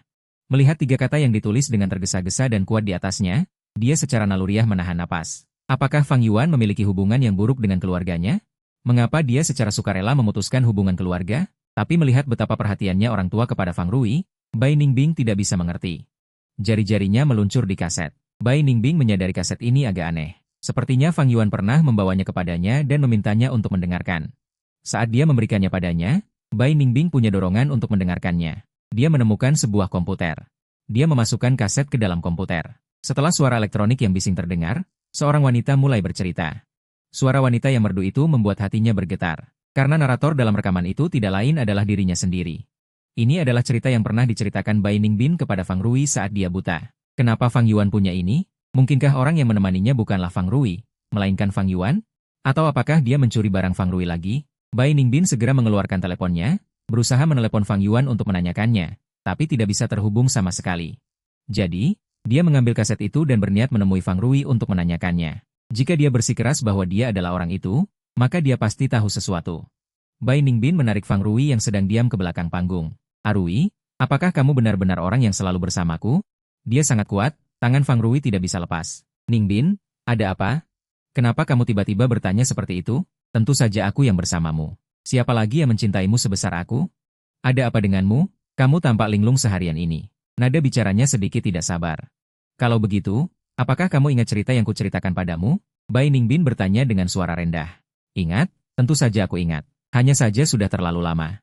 Aku agak tidak ingat. Fang Rui sengaja menghindari tatapannya, menunjukkan rasa bersalah dan kepanikannya. Semuanya terlihat jelas olehnya. Pada titik ini, bahkan jika Bai Ningbin tidak memahaminya, dia sudah jelas. Fang Rui palsu. Fang Yuan adalah orang yang selalu dia cari. Bai Ningbin menatapnya dingin. Tidak mengatakan sepatah kata pun lagi. Saat itu, Fang Rui menyadari bahwa dia mungkin mengatakan sesuatu yang salah. Dia berusaha menjelaskan. Aku tidak sengaja lupa cerita yang kamu ceritakan. Aku hanya kewalahan dengan pernikahan. Ningbin, jangan marah. Setelah kita menikah, kamu akan menceritakannya lebih banyak padaku. Oke? Dia memegang lengan baju Bai Ningbin dan menggoyangkannya dengan lembut. Bai Ningbin menatap wajah yang begitu dekat dan merasa sedikit mual. Fang Rui, apakah kamu masih membohongiku sampai sekarang? Kamu sama sekali bukan orang yang bersamaku. Mereka mendorongnya. Fang Rui yang tidak berdaya didorong hingga jatuh dari tangga, berguling ke depan panggung, dan jasnya robek. Tubuhnya juga tergores. Seketika, lampu kilat tak terhitung jumlahnya menyinari dirinya. Fang Rui mengabaikan rasa sakit di tubuhnya. Dia hanya bisa menutupi wajahnya dengan panik, tidak berani bergerak lagi. Dia ingin mengejar dan menjelaskan kepada Bai Ningbin. Tapi Bai Ningbin selangkah lebih cepat, naik ke panggung dan merebut mikrofon. Semuanya, pernikahan hari ini dibatalkan.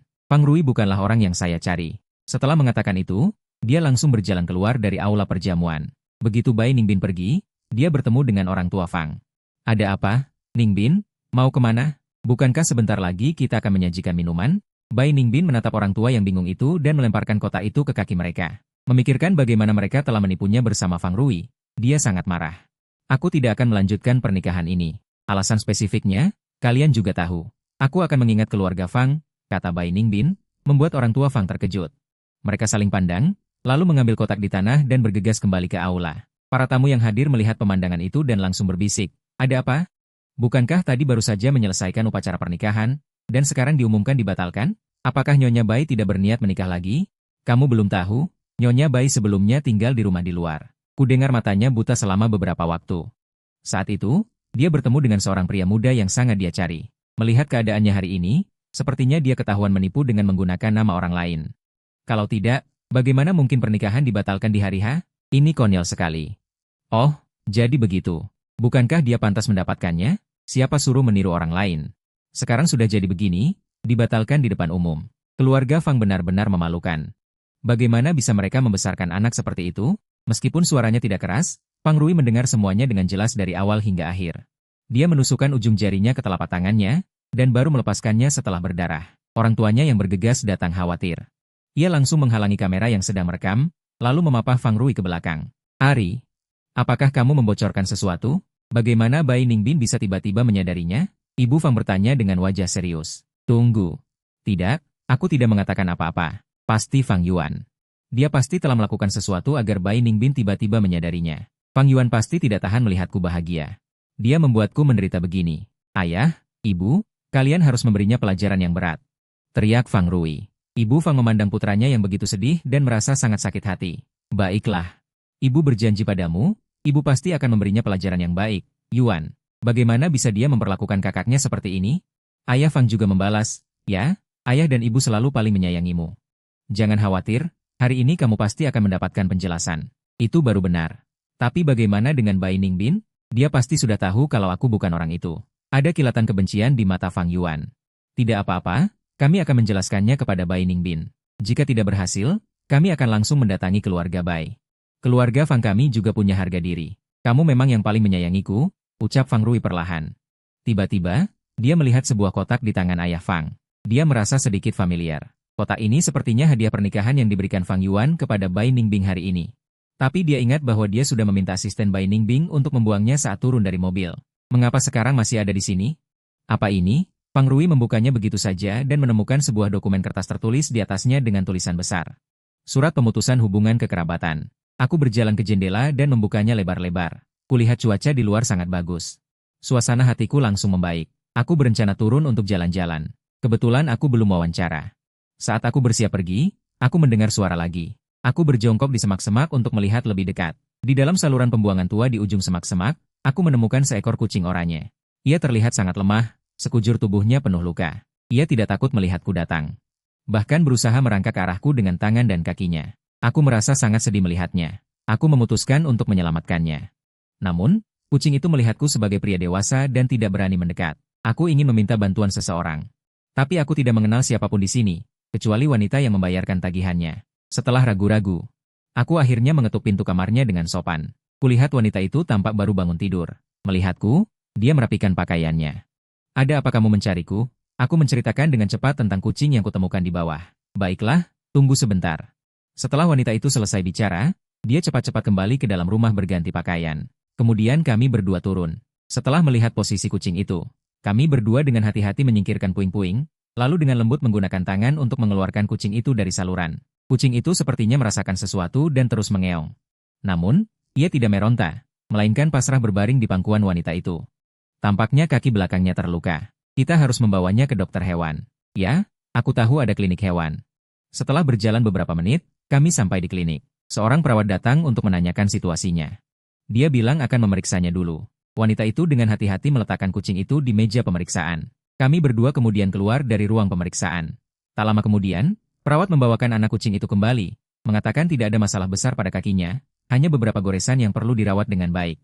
Dia hanya sedikit kekurangan gizi dan perlu diamati di rumah sakit selama beberapa hari. Aku melihat anak kucing di pelukanku. Hatiku langsung lega. Terima kasih banyak hari ini. Tanpamu, aku benar-benar tidak tahu harus ke siapa. Aku belum menanyakan namamu. Nada bicaraku penuh rasa terima kasih. Tidak apa-apa, aku juga senang bisa menyelamatkan anak kucing itu. Namaku Li Xiu. Bagaimana denganmu? Fang Yuan. Li Xiu mengulang namanya secara refleks setelah mendengarnya. Kemudian dia mengangguk. Setelah menempatkan anak kucing itu, mereka berdua kembali ke gedung apartemen. Mungkin karena ada kegiatan bersama, mereka berjalan sambil mengobrol dan tidak merasa canggung. Aku mengetahui bahwa Li Xiu bekerja di sini sebagai konsultan hukum. Kebetulan aku selalu tertarik dengan hukum sejak kecil. Mereka berdua mulai berdiskusi tentang pandangan mereka terhadap profesi ini. Semakin mereka mengobrol, semakin cocok. Rasanya seperti sudah lama berteman. Kesanku tentang dia pun berubah. Li Xiu tidak sesombong kelihatannya. Tunggu aku di sini sebentar. Oke. Li Xiu agak bingung tetapi tetap setuju secara refleks, sampai aku datang membawa 2 es krim besar. Baru saat itulah dia mengerti maksudku. Kamu masih ingat? Tentu saja, kataku sambil memberinya es krim. Li Xiu menerimanya tanpa keberatan. Sinar matahari yang cerah menembus bayangan pohon. Dia menatap Fang Yuan di depannya dan merasakan sedikit kehangatan. Menyadari hal ini, Li Xiu segera mencari alasan untuk pergi. Aku tidak menyadarinya. Setelah berjanji akan pergi ke rumah sakit bersama lagi, aku pun kembali ke apartemenku. Selama beberapa hari berikutnya, Fang Yuan dan aku sering membuat janji untuk pergi ke rumah sakit hewan bersama. Di bawah perawatan perawat yang cermat. Kondisi anak kucing membaik. Aku ingin membawanya pulang, Tetapi pemilik apartemen pernah berkata bahwa hewan peliharaan tidak boleh dipelihara di apartemen. Ini adalah salah satu syarat yang harus kupatuhi. Bagaimana kalau anak kucing itu aku saja yang rawat? Kamarku cukup luas. Lagi pula, aku punya pengalaman memelihara kucing di negaraku. Li Xiu berkata sambil mengeluarkan album foto ponselnya, memperlihatkan foto kucing Persia yang cantik. Matanya bulat dan sangat menggemaskan. Oke, tapi aku akan membeli makanan kucing dan segala kebutuhannya. Kamu sudah mengambil terlalu banyak. Kali ini aku yang akan melakukannya, kataku sambil melihat anak kucing di pelukanku. Oke, tapi kamu pasti tidak bisa membawanya sendiri. Aku akan menemanimu, Li Xiu mengusulkan. Aku tidak menyangka dia begitu perhatian, jadi aku langsung setuju. Kami berdua membeli perlengkapan dan mainan untuk anak kucing. Aku agak bingung memilihnya, tetapi Li Xiu sama sekali tidak sabar. Sebaliknya, dia dengan sabar memberikan saran. Hatiku terasa hangat. Aku belum pernah merasakan ada orang yang begitu sabar padaku. Tiba-tiba aku teringat, Bai Lingbing juga seperti itu sebelumnya. Tetapi kemudian dia bahkan tidak punya waktu untuk mendengarkan kaset rekamanku. Ada apa? Li Xiu bertanya segera setelah menyadari perubahan ekspresiku. Tidak apa-apa, aku hanya berpikir sepertinya kita belum memberi nama pada anak kucing itu. Mau kamu beri nama? Lagi pula kamu adalah pemiliknya. Aku berpikir sejenak. Bagaimana kalau kita menamainya sia-sia? Kebetulan ditemukan saat musim panas. Bagaimana menurutmu? Aku menatap Li Xiu dengan sedikit harapan. Aku rasa itu sangat lucu. Kalau begitu, mulai sekarang dia dipanggil sia-sia. Karena sudah agak terlambat pulang dari rumah sakit. Li Xiu memesan taksi. Saat menunggu, dia bahkan menelepon sopir terlebih dahulu untuk menanyakan apakah boleh membawa kucing. Sopir dengan senang hati setuju. Namun, saat tiba, dia menatapku dengan makna yang dalam dan mengatakan sesuatu kepada Li Xiu dalam bahasa Rusia. Aku tidak begitu mengerti. Jadi aku mendekati Ling Sisue dan bertanya, kenapa dia menatapku aneh? Apa yang baru saja dia katakan?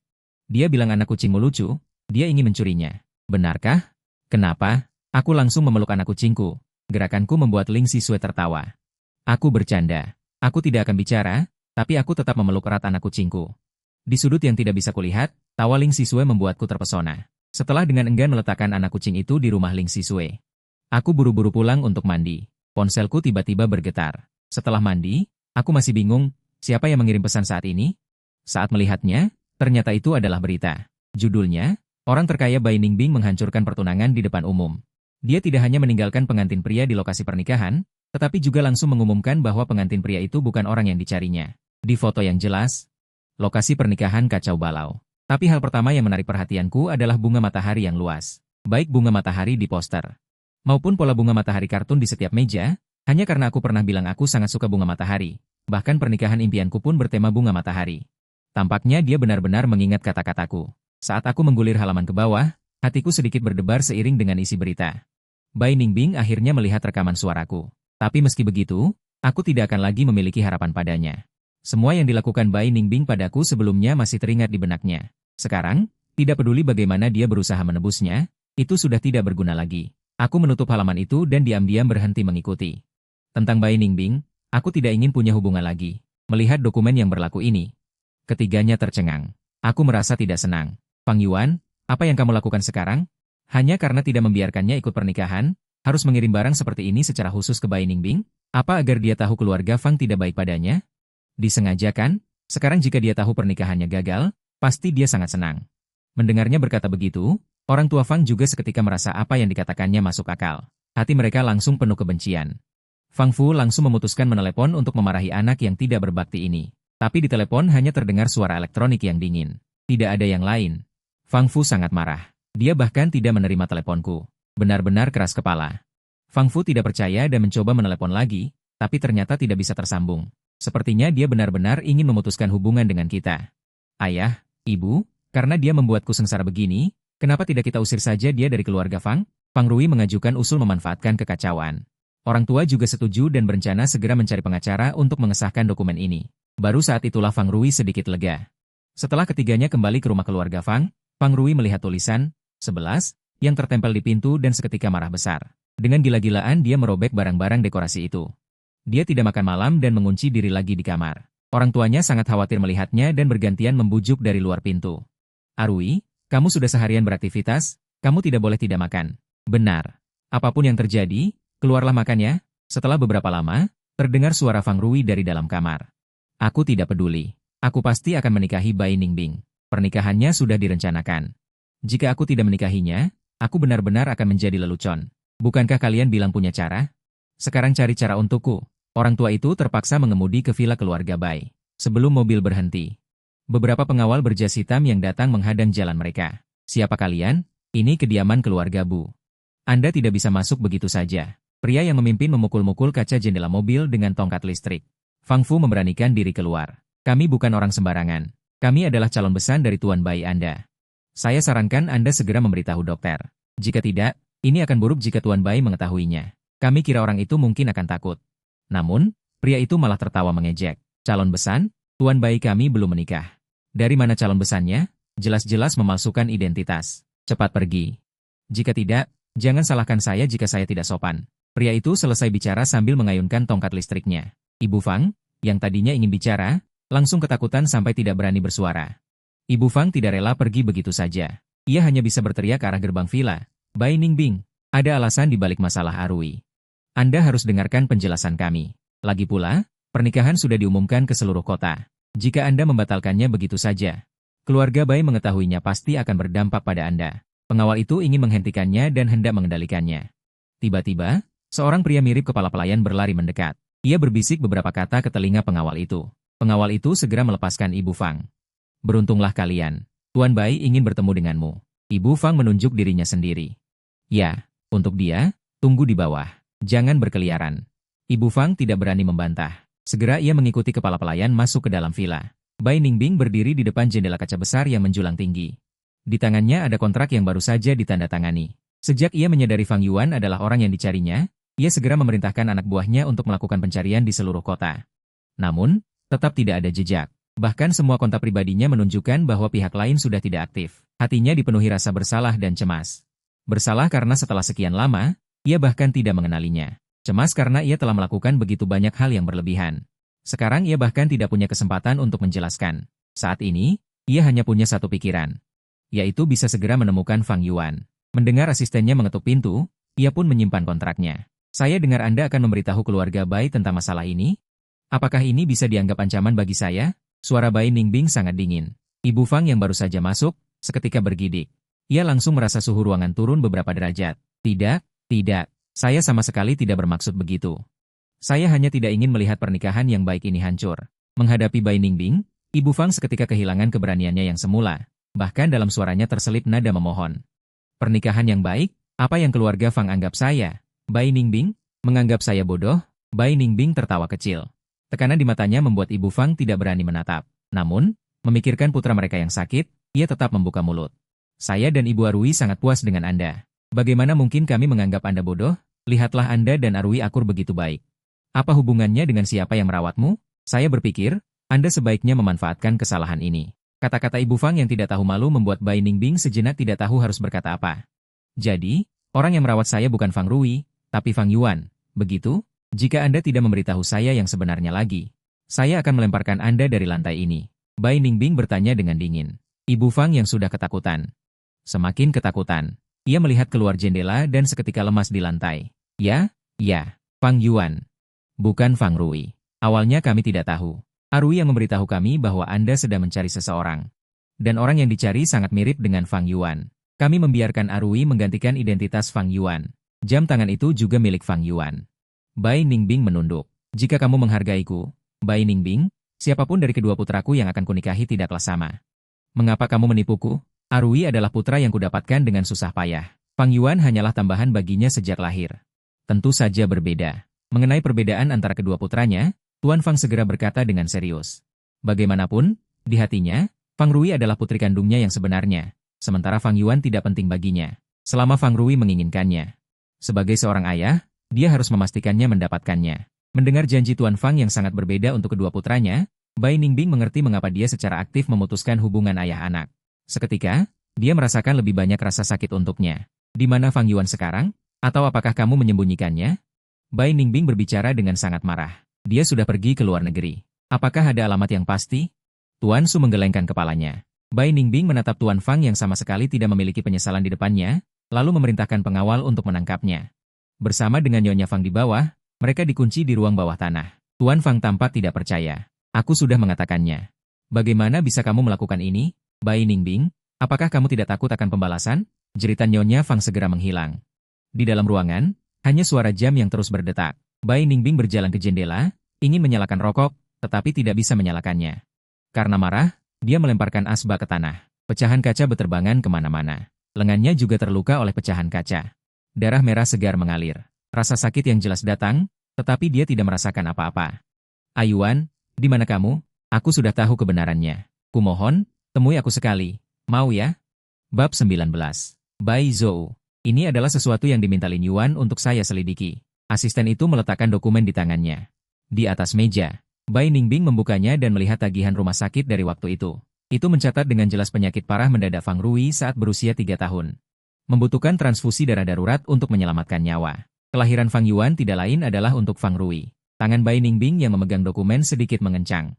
Dia selalu bingung dengan pilih kasih orang tuanya, tetapi tidak pernah memikirkan hal ini. Di dalam dokumen juga ada ponsel yang tampak agak rusak. Bai Ningbing mengenalinya. Ini adalah ponsel yang pernah digunakan Fang Yuan. Asisten itu melacak lokasi terakhir kartu ponsel melalui catatan panggilannya. Kemudian menyerahkannya kepada teknisi untuk memulihkan data, yang kemudian diserahkan ke tangan Bai Ningbing. Dia melihat kata sandi 4 digit di halaman penguncian dan ragu sejenak. Bai Ningbing memasukkan 0616. Dengan bunyi notifikasi, halaman berhasil dibuka. Matanya langsung memerah. Karena 16 Juni adalah hari ulang tahun Bai Ningbing. Lanjutkan melihat beberapa akun perangkat lunak telah keluar. Hanya tersisa beberapa foto yang belum sempat dihapus dan beberapa pesan. Melihat satu persatu dari album, ada bunga di pinggir jalan dan berbagai jenis awan. Lebih banyak lagi adalah Bai Ningbing. Dari masa sekolah hingga dia tiba-tiba buta. Di setiap foto, Fang Yuan menyimpannya dengan baik. Bahkan foto kelas dari masa sekolah, Fang Yuan menyimpannya. Hati Bai Ningbing tiba-tiba merasakan sakit tulang. Sepertinya dia diam-diam menyukainya di banyak waktu yang tidak diketahui. Bahkan ketika dia diperlakukan sebagai istri oleh keluarga Bai, dia tetap menemaninya. Dia tidak bisa melupakan hari-hari yang mereka habiskan bersama, juga tidak bisa melupakan ketulusan yang diberikan Fang Yuan kepadanya. Cinta Fang Yuan padanya selalu diam-diam seperti ini. Seperti danau yang tenang tanpa gelombang, meskipun jarang berkomunikasi, tetapi sangat berharga. Membuka halaman pesan, Bai Ningbing secara tak terduga menemukan bahwa orang yang paling sering mengirim pesan ke Fang Yuan adalah Fang Yuan sendiri. Dia melihat foto pernikahan mereka.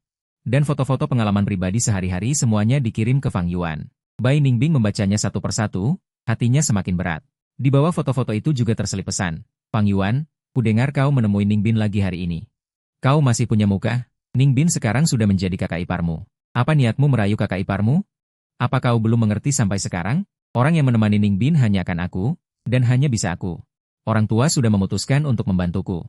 Berhentilah berjuang sia-sia. Hidupmu memang seharusnya menjadi bahan pameranku. Kalau bukan karena aku sakit, bagaimana mungkin kau bisa lahir ke dunia ini? Jadi, sebaiknya kau sadari kenyataan.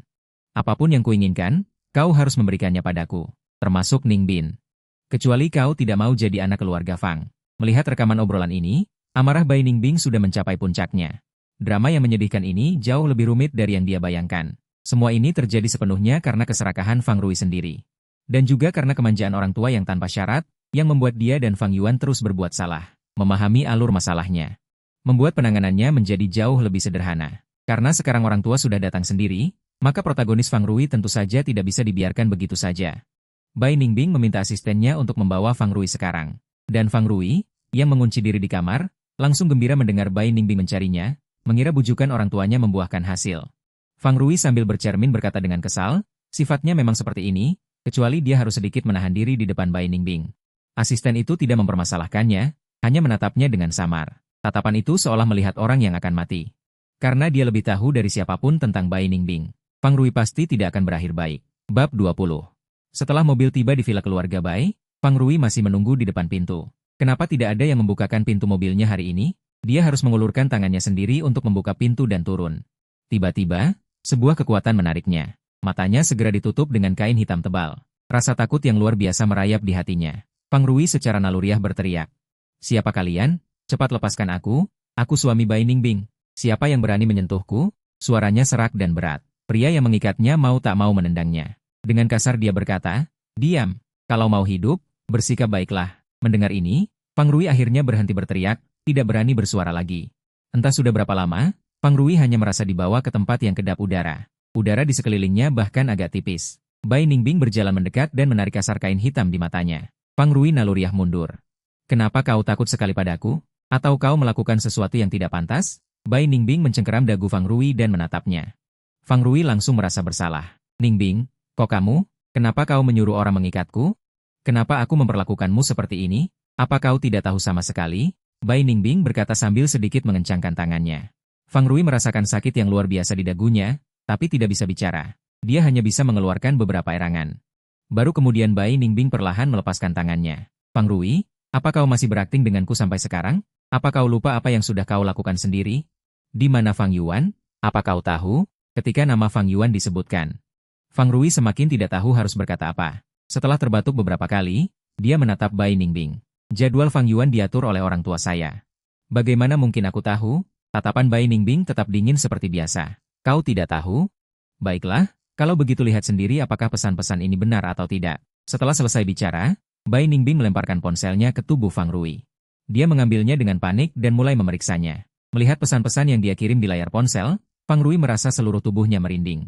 Dia mencoba menjelaskan secara naluriah, aku hanya berharap dia tidak akan lagi mengganggumu. Makanya aku mengirim pesan-pesan ini. Aku mencintaimu, meskipun kau salah orang. Tapi kau sudah menikah denganku, bukan? Jadi, kau mengaku bahwa kaulah yang memaksanya pergi, kan? Kata-kata Bai Ningbing membuat Fang Rui seketika tersadar bahwa ia salah bicara, dan secara refleks menutup mulutnya. Kepanikan di matanya terlihat jelas. Bai Ningbing tidak bisa menahan diri lagi dan menyuruh pengawalnya untuk menamparnya dengan keras. Separuh wajah Fang Rui seketika membengkak, sudut bibirnya juga sedikit berdarah. Kau benar-benar seperti orang sakit. Kalian sekeluarga bersekongkol menipuku, memaksanya pergi. Dan semua yang terjadi sebelumnya juga. Kau yang mengaturnya, bukan? Fang Rui, mengapa hatimu begitu kejam? Dia, Ayuan, adalah adik kandungmu. Bai Lingbing semakin bersemangat, ia melemparkan semua benda di dekatnya ke arah Fang Rui. Tangan dan kakinya diikat, ia sama sekali tidak berdaya untuk melawan. Melihat sikap Bai Lingbing, Fang Rui memutuskan untuk pasrah. Bai Lingbing, kau bilang aku kejam, tapi jangan lupa. Semua yang kulakukan dilakukan atas persetujuanmu.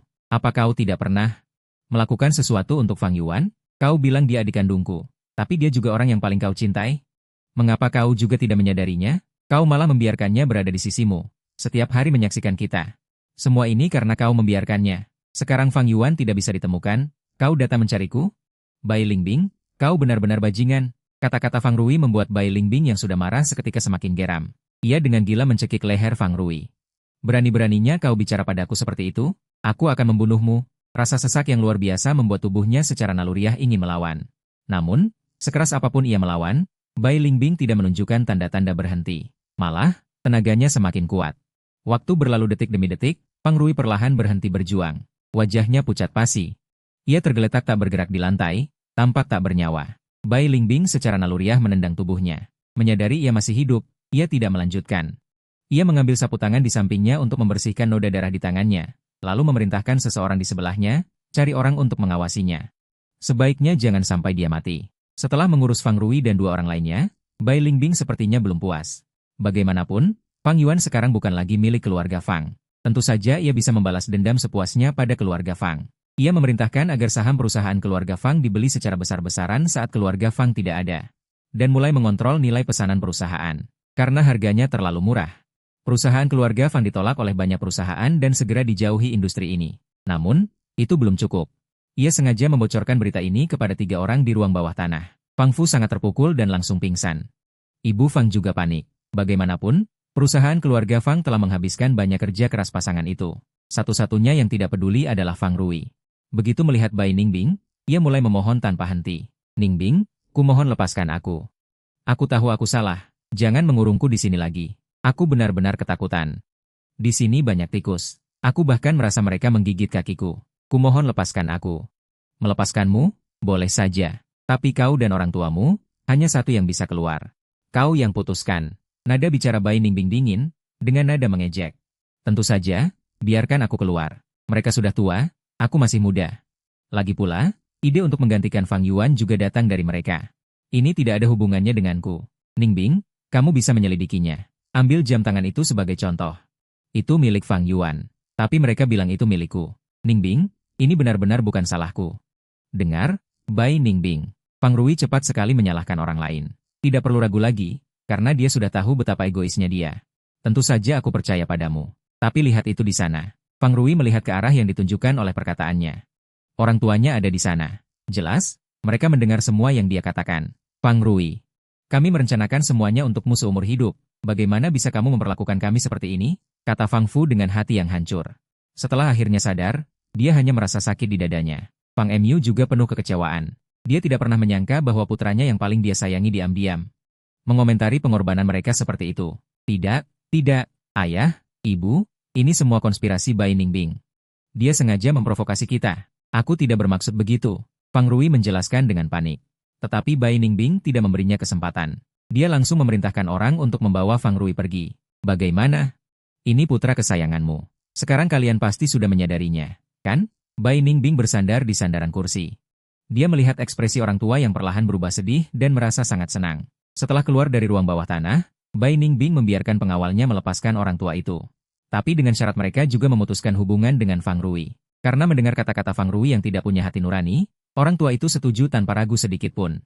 Bai Ningbing merasa sangat puas. Karena selama beberapa hari ini, dia telah mencapai tujuannya. Bagaimanapun, keluarga Fang tidak punya apa-apa lagi.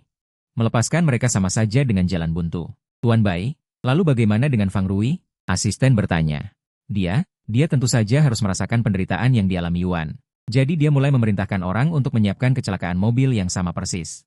Alergi. Setelah makan banyak buah untuk waktu yang lama, Fang Rui mulai mengalami alergi di seluruh tubuh, muncul ruam merah dengan berbagai bentuk. Fang Rui dihantam keras oleh mobil yang melaju kencang, menyebabkan patah tulang yang hancur di betisnya. Fang Rui didorong berulang kali ke dalam air. Seluruh tubuhnya berada di dalam air yang penuh dengan es. Dia terendam selama 2 jam penuh. Fang Rui didorong dari lantai 2 ke menara es besar di lantai 1. Tak terhitung pecahan kaca seketika menusuk kulitnya. Fang Rui mulai menderita cacat parah. Setelah serangkaian siksaan, Fang Rui berubah dari memohon ampun menjadi mati rasa. Bai Ningbing sama sekali tidak merasa kasihan. Setelah dokter memastikan Fang Rui mengalami gangguan mental dan didiagnosis dengan penyakit mental, Bai Ningbing baru mengirimnya ke rumah sakit jiwa dan memberitahu sebelumnya. Selama dia hidup, tidak perlu terlalu peduli. Direktur tahu betul dan berkata akan merawatnya dengan baik. Selama beberapa hari terakhir ini, selain mencari keberadaan Fang Yuan, Bai Ningbing juga kembali ke tempat tinggal lamanya. Karena dia adalah istri keluarga Bai. Tempat tinggalnya tidak terlalu bagus. Bahkan terkadang bocor saat hujan. Seluruh ruangan lembab. Tapi meskipun begitu, dia sangat suka tinggal di sini. Karena di sini ada bau Fang Yuan. Ini memberinya sedikit ketenangan pada hatinya yang gelisah. Dia melihat perabotan di ruangan itu, hanya merasa akrab dan asing. Perasaan akrab itu karena keberadaan Fang Yuan membuatnya merasa sangat hangat. Perasaan asing itu karena sebelumnya dia benar-benar tidak bisa melihat. Satu-satunya yang bisa dirasakannya adalah karena bimbingan sabar Fang Yuan berulang kali. Bisa dibilang dia adalah harapan dalam hidupnya yang gelap. Kesukaan Bai Ningbing padanya bukan hanya soal cinta, tetapi lebih karena pribadi Fang Yuan. Dia khawatir dia akan jatuh, jadi dia berulang kali mengajarinya cara berjalan. Setiap langkah Bai Ningbing terulang di benaknya. Air matanya jatuh tanpa suara. Sekretaris tiba-tiba menelepon dan berkata ada kabar tentang Fang Yuan. Dia sekarang berada di Australia. Saat ini sedang mempersiapkan wawancara di sebuah perusahaan desain. Saraf Bai Ningbing kembali tegang mendengar berita ini. Selama hari-hari dia tidak menemukan Fang Yuan. Hatinya gelisah dan cemas. Tetapi sekarang dia tiba-tiba tahu alamatnya, hatinya masih sedikit takut, khawatir Fang Yuan tidak akan memaafkannya. Bagaimanapun, dia tidak mengenalinya dan melakukan hal yang begitu keterlaluan. Siapapun akan kecewa. Kalau begitu, pesankan saya tiket tercepat sekarang. Saya akan segera berangkat menemuinya. Tapi kondisi Anda saat ini benar-benar tidak cocok untuk penerbangan jarak jauh. Sekretaris memandang Bai Ningbing dengan sedikit keengganan, tetapi Bai Ningbing sama sekali tidak peduli. Dia segera bangkit dan merapikan pakaiannya. Dia berencana untuk langsung berangkat. Sekretaris tidak berani berkata apa-apa lagi, jadi dia melangkah lebih dulu untuk menyalakan mobil. Keduanya langsung menuju bandara. Pesawat melesat melintasi langit, meninggalkan jejak panjang aliran udara putih berbintik-bintik yang terlihat di langit biru. Sama seperti bintang Bai Ningbing saat ini, rasa lega dan tegang bercampur aduk. Saat ini di Australia, tiba-tiba turun hujan gerimis. Ini mengganggu rencana Fang Yuan untuk keluar makan. Karena dia baru saja lulus wawancara, dia berencana mengajak Li Xiu untuk merayakannya bersama. Li Xiu melihat ekspresi kesalnya, segera menghiburnya. Bukankah kamu bisa memasak? Sulit bagi koki hebat untuk makan di luar. Bagaimana kalau kita makan di rumah saja? Kebetulan temanku memberiku beberapa bumbu hotpot kampung halaman. Mari kita cicipi bersama. Kata-katanya seketika membuat kerutan di wajah Fang Yuan menghilang. Beberapa hari yang lalu, aku sedang khawatir bumbu hotpot di sini tidak otentik. Li Xiu, kamu benar-benar orang yang sangat baik. Kalau begitu, aku akan sekalian membuatkanmu iga babi kecap yang menjadi andalanku. Aku yang akan mencuci piring. Keduanya langsung bertindak dan pergi ke supermarket untuk membeli bahan-bahan penting untuk hotpot. Saat melewati genangan air, sebuah jeep lewat. Roda mobil membawa lumpur dan air yang terciprat. Fang Yuan secara naluriah menarik Li Xiu, yang berjalan di sisi luar, ke dalam pelukannya. Hati-hati, hampir saja. Jarak antara keduanya semakin dekat. Ujung hidung keduanya sedikit bersentuhan. Fang Yuan bahkan bisa mencium aroma parfum mawar yang samar dari tubuhnya. Ini adalah pertama kalinya Fang Yuan melihatnya dari jarak sedekat ini. Dia merasa bulu matanya benar-benar panjang sekali. Dia terpana melihatnya. Li Xiu memerah. Dia tidak berani menatapnya, juga tidak ingin mendorongnya. Ah Yuan. Akhirnya, dia memanggilnya dengan lembut. Fang Yuan baru menyadari apa yang baru saja dilakukannya. Jadi, dia menenangkan jantungnya yang berdebar kencang dan mengalihkan topik pembicaraan. Supermarket hampir tutup. Ayo cepat pergi, kalau tidak hujannya akan semakin deras. Li Xiu tidak berkata apa-apa, hanya mengikutinya berjalan, menendangnya sambil memegang payung. Dalam hatinya, dia mulai merasa sedikit beruntung karena payungnya rusak sebelum keluar rumah. Setelah kembali dari supermarket, hujan sudah benar-benar berhenti. Fang Yuan dan Li Xiu berjalan perlahan di jalan sambil membawa sekantong besar barang. Mereka merasa sangat nyaman. Tiba-tiba, dia melihat sosok yang sangat dikenalnya di bawah gedung apartemen. Senyum di sudut bibir Fang Yuan perlahan menghilang. Dia tidak menyangka orang yang paling ingin dia temui adalah Bai Ningbing. Dia benar-benar datang.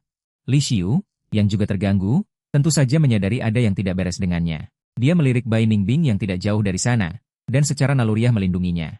Sebelum melihat Fang Yuan, hati Bai Ningbing penuh harapan. Tetapi ketika dia melihat ada seorang wanita di sampingnya, wajah Bai Ningbing langsung berubah sangat buruk. Setelah masuk dan melihat wajah Li Xiu dengan jelas, dia bahkan lebih marah. Dia bergegas mendekat, tetapi Fang Yuan, yang melihat gerakannya, langsung menghalanginya. Siapa kamu? Bukankah seharusnya aku yang bertanya padamu? Siapa kamu? Bai Lingling yang dihalangi sangat marah, tetapi dia juga mempertimbangkan sikap Fang Yuan di sampingnya. Jadi dia berusaha keras menekan emosinya. Li Xiu tidak memedulikan provokasinya yang disengaja, malah menoleh untuk melihat Fang Yuan. Yuan, apakah kamu kenal orang ini? Fang Yuan mengangguk. Mata Li Xiu menunjukkan sedikit kekhawatiran. Tidak apa-apa, ayo kita pergi. Jangan hiraukan dia. Fang Yuan mengangkat kakinya, siap untuk pergi. Yuan, bisakah kita bicara sebentar? Bai Lingling berkata cepat. Langkah Fang Yuan juga berhenti karena kata-katanya. Li Xiu sekarang kira-kira menebak hubungan keduanya. Melihat penampilannya, jika tidak dijelaskan dengan jelas, mungkin akan lebih sulit. Bagaimana kalau kamu bicara sebentar? Aku akan menunggumu di depan. Oke. Melihat dia setuju, Li Xiu setelah berbicara mengambil barang di tangannya dan menunggu tidak jauh dari sana. Selama percakapan mereka, keduanya tidak melihat Bai Ningbing sama sekali. Seolah-olah dia hanya orang yang lewat yang tidak penting. Dia menoleh untuk menatapnya. Bai Ningbing, tidak ada lagi yang perlu kita bicarakan. Karena kamu memilih Fang Rui. Jangan memikirkan hal-hal dari masa lalu lagi. Suara Fang Yuan dingin dan menjaga jarak, membuat hatinya bergetar. Sudah cukup lama dia tidak berbicara baik-baik dengannya. Dalam ingatannya, Fang Yuan selalu berbicara lembut padanya. Bai Ningbing tidak pernah melihatnya sedingin itu. Yuan, aku tahu semua yang kulakukan dulu salah. Aku tidak mengenalimu tepat waktu. Bisakah kamu memaafkanku? Aku tahu, kamu mungkin masih keberatan dengan urusanku dan Fang Rui. Dia sudah menerima hukuman yang pantas. Setiap hal yang dia lakukan padamu sudah kuperiksa dan kubalas berlipat ganda. Bisakah kita hidup bersama dengan baik mulai sekarang? Aku sangat merindukanmu. Nada suara Bai Ningbing rendah dan suaranya sedikit bergetar tak terkendali. Dia benar-benar merasa bersalah, tetapi sejak dia mengetahui kebenarannya, rasanya ada sesuatu yang hilang di hatinya. Setelah menunggu begitu lama untuk mendapatkan kabar dari Fang Yuan, dia hanya ingin segera menemuinya. Entah kenapa. Tatapan ini membuat Bai Ningbing merasa bersalah tanpa alasan. Bai Ningbing hanya bisa memalingkan muka, tidak berani menatapnya lagi. Setelah beberapa menit, Fang Yuan perlahan berkata, Bai Ningbing, tahukah kamu? Aku jatuh cinta padamu sejak masa SMA. Hari-hari bersamamu adalah kenangan paling tak terlupakan dalam hidupku. Aku bahkan merasa itu terlalu indah dan tidak nyata. Aku selalu berharap kamu bisa mengenaliku berdasarkan perasaanmu. Atau bahkan jika kamu memberiku 1 menit untuk menjelaskan. Tapi kenyataannya tidak demikian. Sekarang aku sudah berpikir jernih. Biarkan masa lalu berlalu. Yuan? Aku. Bai Ningbing sedikit bingung. Dia ingin menjelaskan. Tetapi dia tidak tahu harus mulai dari mana. Bibirnya bergerak, tetapi pada akhirnya dia tidak mengucapkan sepatah kata pun yang lengkap. Bai Ningbing, saat aku memutuskan untuk berpaling darimu, aku tidak akan pernah menyesalinya. Aku pernah mencintaimu. Tapi sekarang aku tidak cinta lagi. Kita sudah tidak mungkin. Jangan mencariku lagi. Oke. Setelah Fang Yuan selesai bicara, dia langsung berbalik dan pergi. Bai Ningbing menatap punggungnya yang berjalan ke arah Li Xiu. Sebuah ingatan muncul di hatinya. Sebelum ke Laozhou, dia membayangkan berkali-kali di benaknya. Selama Fang Yuan bisa kembali di sisinya, dia bisa melakukan apa saja. Tapi sekarang, dia berdiri di depannya dan memberitahunya bahwa dia tidak mencintainya lagi. Hati Bai Ningbing serasa jatuh ke dalam es yang dingin. Sejak saat itu, Fang Yuan tidak pernah melihat Bai Ningin lagi. Dia hanya mendengar bahwa dia menjual perusahaannya dan tidak ada yang tahu keberadaannya lagi. Orang tuanya kemudian mencoba menghubunginya, tetapi Fang Yuan tidak mengatakan apa-apa. Dia hanya mengirim kembali surat pemutusan hubungan kekerabatan yang pernah mereka kirimkan kepadanya. Tidak tersentuh itu bohong, tetapi Fang Yuan juga tidak berencana untuk memiliki interaksi apapun dengan mereka lagi. Bagaimanapun, baginya itu semua adalah kejadian yang sudah sangat lama sekali. Setahun kemudian, Fang Yuan memiliki studio kecilnya sendiri dan beberapa teman baik yang sepaham. Meskipun lebih melelahkan daripada saat bekerja di perusahaan sebelumnya, dia telah mewujudkan impiannya. Dia hanya merasa puas tanpa batas di hatinya. Pada hari pertama studio baru didirikan, dia seperti biasa bersiap mengajak Li Xiu untuk merayakannya. Tetapi ketika dia mengetuk pintu, dia menemukan tidak ada siapapun. Jadi dia mulai menelepon berkali-kali, tetapi Li Xiu tidak mengangkat. Tiba-tiba sebuah berita muncul di ponselnya, sebuah pagani hitam mengalami kecelakaan fatal setelah ngebut dan dikejar. Pengemudinya tewas seketika. Jantung Fang Yuan langsung tercekat. Hadiah ulang tahun ke-25 Li Xiu adalah sebuah pagani hitam. Ingat baik-baik. Fang Yuan segera naik taksi dan bergegas ke lokasi kecelakaan. Dia tidak pernah merasa begitu panik sebelumnya. Setiap lampu merah, dia terus berdoa dalam hati.